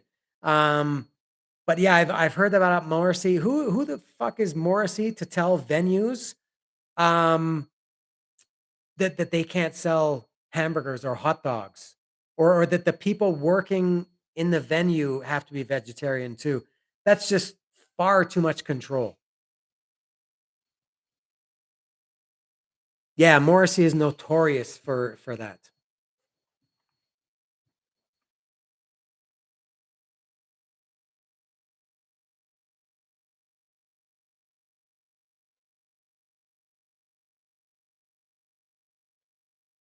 Yeah, my friend in Arizona that I've gone to visit, he's a big Jack White fan. Actually, he was the one that kind of got me into that, or my reason for wanting to go to that show because that album, Fear of the Dawn, came out, I think, the week before I went to visit him in Arizona, so he was playing it in the car the whole time, and I bought it while I was there.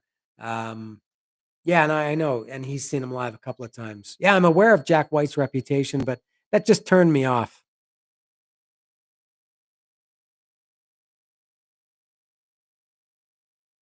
I would never go or not go because of how good or bad a show looks, on video. Um, but no, it's just too much control. The like I said, the everything related to concerts is expensive. The tickets, the merch, beer. I know that's not the band, but everything, parking. Um, don't tell me or don't tell people what they can and can't do on their phone.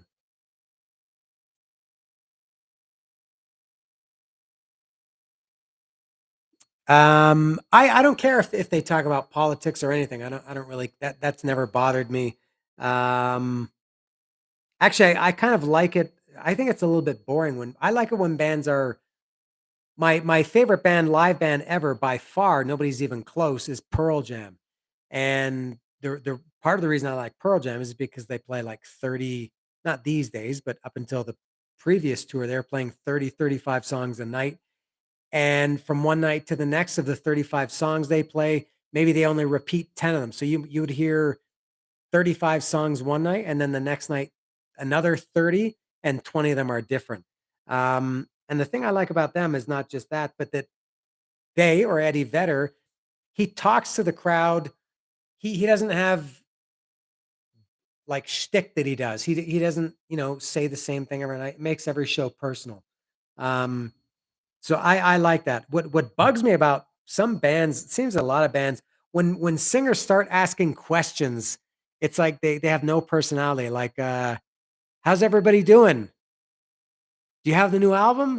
Do you want to hear some old stuff? Like just really, really stupid questions. And are you alive? James Hetfield says that. Paul Stanley says, "How we doing so far?" When bands start asking rhetorical questions, that loses me. But if they're going to talk about politics or anything, that doesn't bother me. At least they're kind of being, especially if it's not like the same thing that they're doing at every show. As long as the talking doesn't cut into the show. If they had to cut 3 songs because the guy was talking too much, that's no good.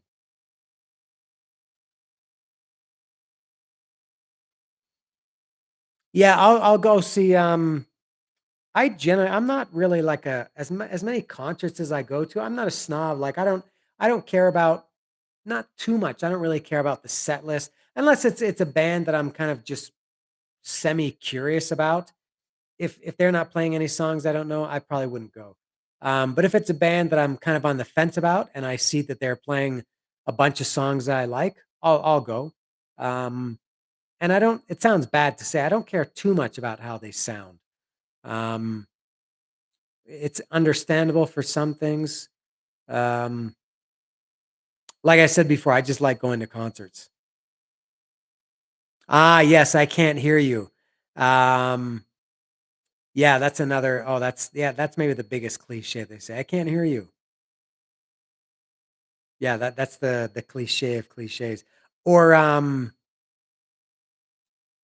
doing the Paul Stanley did this, it still does it.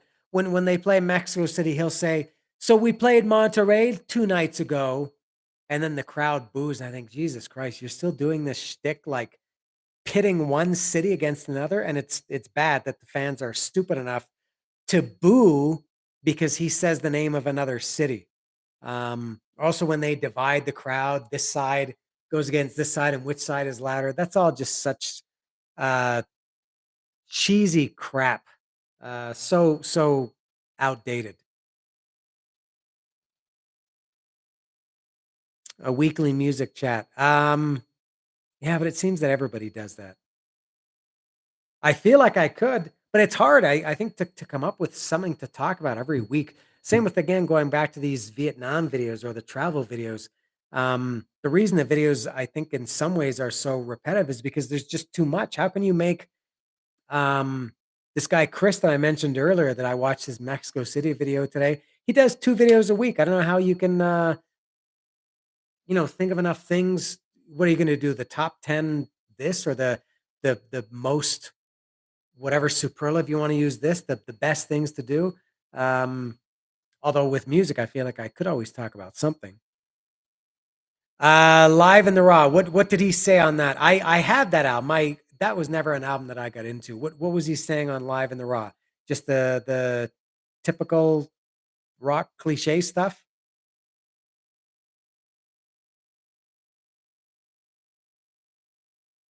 Do any of you guys Rat Rock says about the personality? Are there any music related YouTubers or podcasts or these things that we're talking about, album reviews like I do that I want to talk about this album? Are there any ones that you guys watch? I mean, if there are, I probably don't know them. I do know a guy called Pete Pardo, Sea of Tranquility. I like him. Um, Actually, I like him a lot. He's a good guy because he's not obnoxious and over the top, but he's also not boring. I like Pete Pardo, and there are some other ones. I can't remember who. Yeah, I like him. He's very good. He knows what he's talking about. He's maybe the best thing I can say about him is he doesn't do anything that bugs me. Yeah, Pete Pardo is excellent. Very knowledgeable, yet not a know-it-all. He's not a know-it-all, but he's very knowledgeable. Um, I think he offers the correct level of enthusiasm.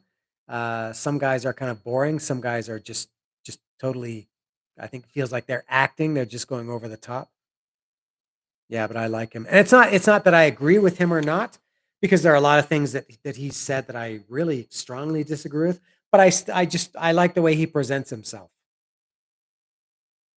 Banger TV. I've watched. That's the guys that do that have done the Iron Maiden Flight 666. I've watched some of those. Yeah, sometimes those come up in my feed and I watch those. Have I ever watched Did you mistype something, Alex? THRE? Oh, is it going to be three sides of the coin?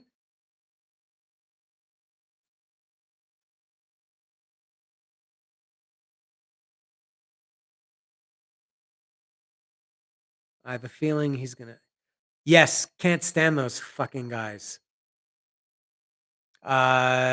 Just really, really don't like those guys. I've watched it.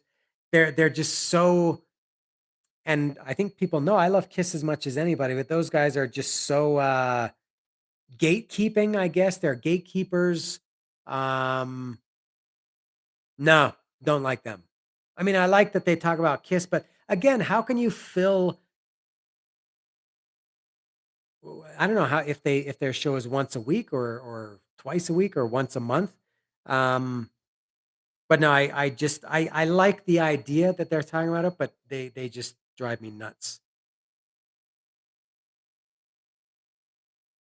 Grim Life Collective, never classic metal show. Classic metal show.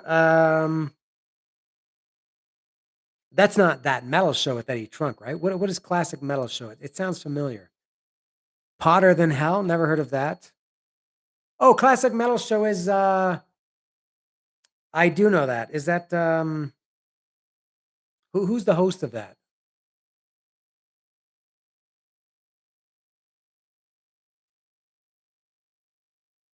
And maybe I don't do one of these podcasts because maybe people would say bad things about me the way I'm saying bad things about these people and it would hurt my feelings. Maybe that's why I don't do it. I'm too sensitive.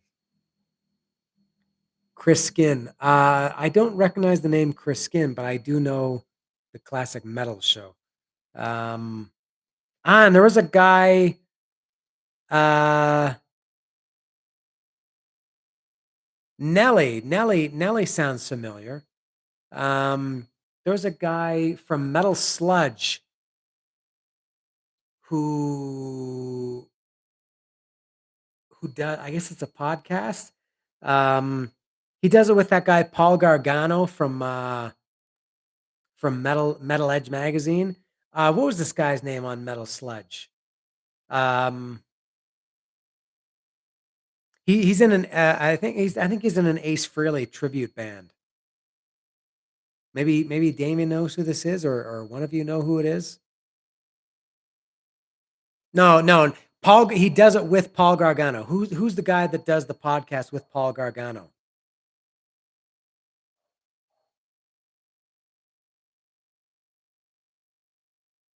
I think there's two of them, and then they usually have one or two, or maybe more guests. What's the other guy's name? He used to be a Metal Sludge guy.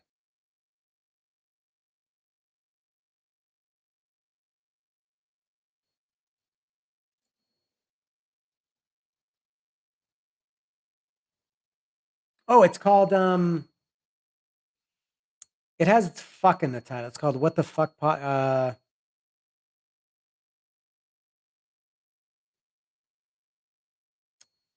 let me check the Google machine.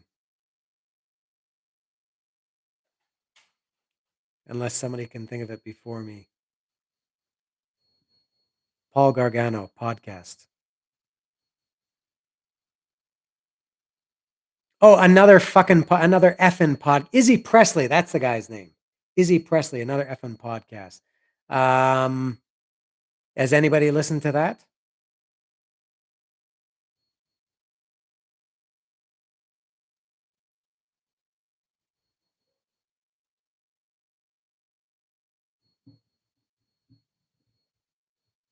Okay. Well, it's Paul Gargano from Metal Edge Magazine and Izzy Presley. I don't know what his claim to fame is, or what, but he does. I think he plays in an Ace Frehley cover band called ACK. I think ACK question exclamation mark.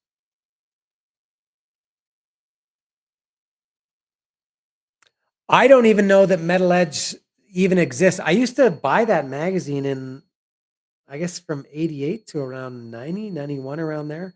Um, no, maybe earlier, maybe from 87, 86, 87, around there. I used to really like Metal Edge magazine. Um,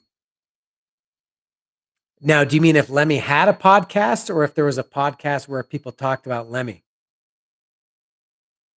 Oh, but the actual magazine is long out of print, right? Like magazines, I think don't even exist. So it's just the website. Okay. I would imagine the magazine went out of print 15 years ago. Yeah, long gone. That's what I thought. And I remember Jerry Miller died about what was it, 6 years ago, maybe less. I don't know. I remember she died somewhat recently,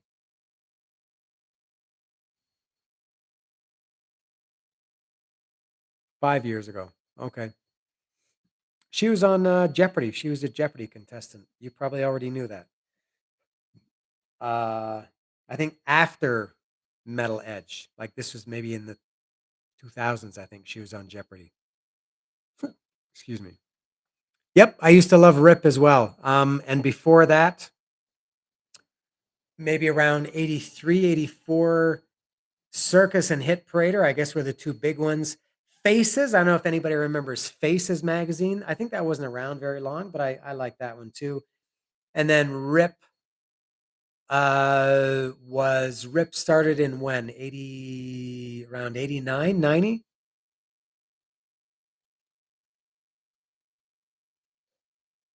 Classic Rock magazine. I think I did know that that one exists.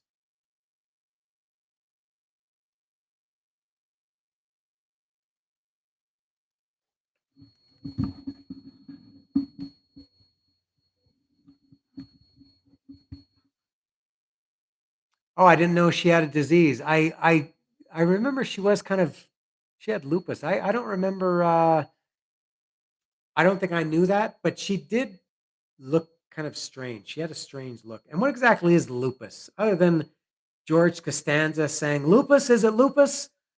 I don't know what lupus is. What is it? Is it a blood condition, skin condition, hair condition? Leave a comment down below if you know what lupus is.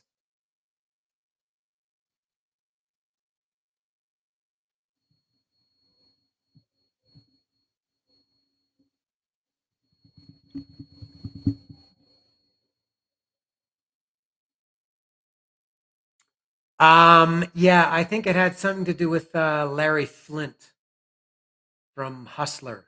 I think it was this owned by the same company. Yeah, Larry Flint was Hustler. Penthouse was Bob Guccione. I read Larry Flint's autobiography. It was called "An Unseemly Man." Probably, ooh, when was that? Late '80s, early '90s. I read "An Unseemly Man" by Larry Flint. Thank you, Jose, and thank you for all your comments. It really is appreciated that you actually, first of all, take the time to watch the videos, and then take even more time to comment on them. It's nice to know that people are paying attention and getting something out of it. Thank you, and thank you for joining tonight.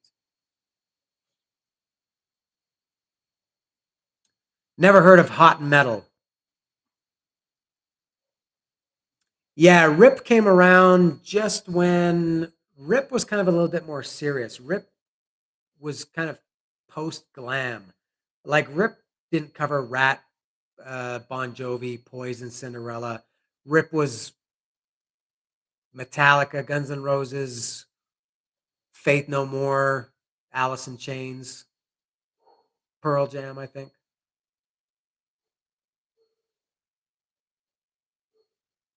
Lon Friend was Rip. I'm sure everybody knows that. Or if you know anybody who knows Rip magazine knows that it was Lon Friend.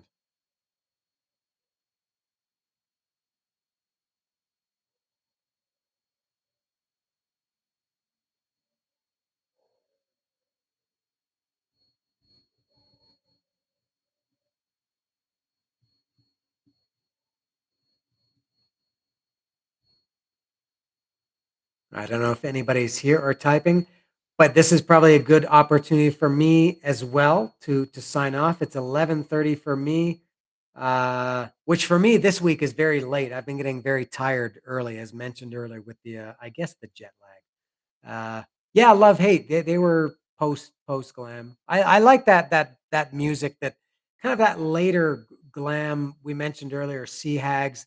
That was kind of like the next step in hair metal. There were, they were hair metal but not glam metal. Love hate, Sea Hags, Law and Order. Who else was like that? Trying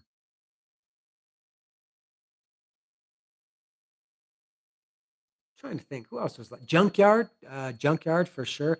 I liked that era. All right. Well, as I said, I'm going to sign off. It's 11:30 for me. I don't. God knows what time I'm going to wake up tomorrow. I might wake up again at, or not tomorrow, but in the morning. I might wake up at 3:20, like I did yesterday morning or this morning. Um, so I'm going to head out. So thank you. I'm not sure. There's seven left. I guess that's Rat Rock, Damien, Alex. What happened to Angelina? I kind of forgot about her. She said hello in the beginning and then never heard from her. Was she still here, Angelina? I'm sorry that I missed her. I kind of forgot about her. People need to stay active.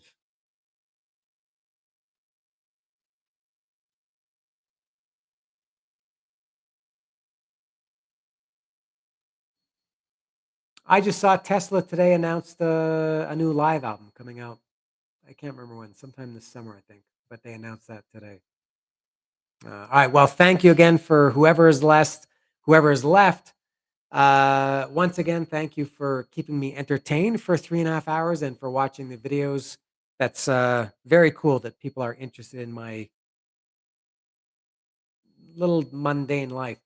Thank you again. And I'll hiking video. I assume I'll do one on Monday. I assume I'll do a hike, and maybe even before that, I'll do a. I want to talk about this album. I haven't done one for a while, and as I said, there are a bunch of albums that I'm sure I will talk about at one point. I just don't know the order, including I gave a little teaser. I will talk about an Aerosmith album at one point. All right, Rolando, thank you. You were a little bit late coming in, but good participation. Thank you to everybody. That's all for me. See ya if I can figure out how to end this. Oh, here it is right at the bottom. Okay. Thanks, Damien. Talk to you later. Bye. Bye, everybody.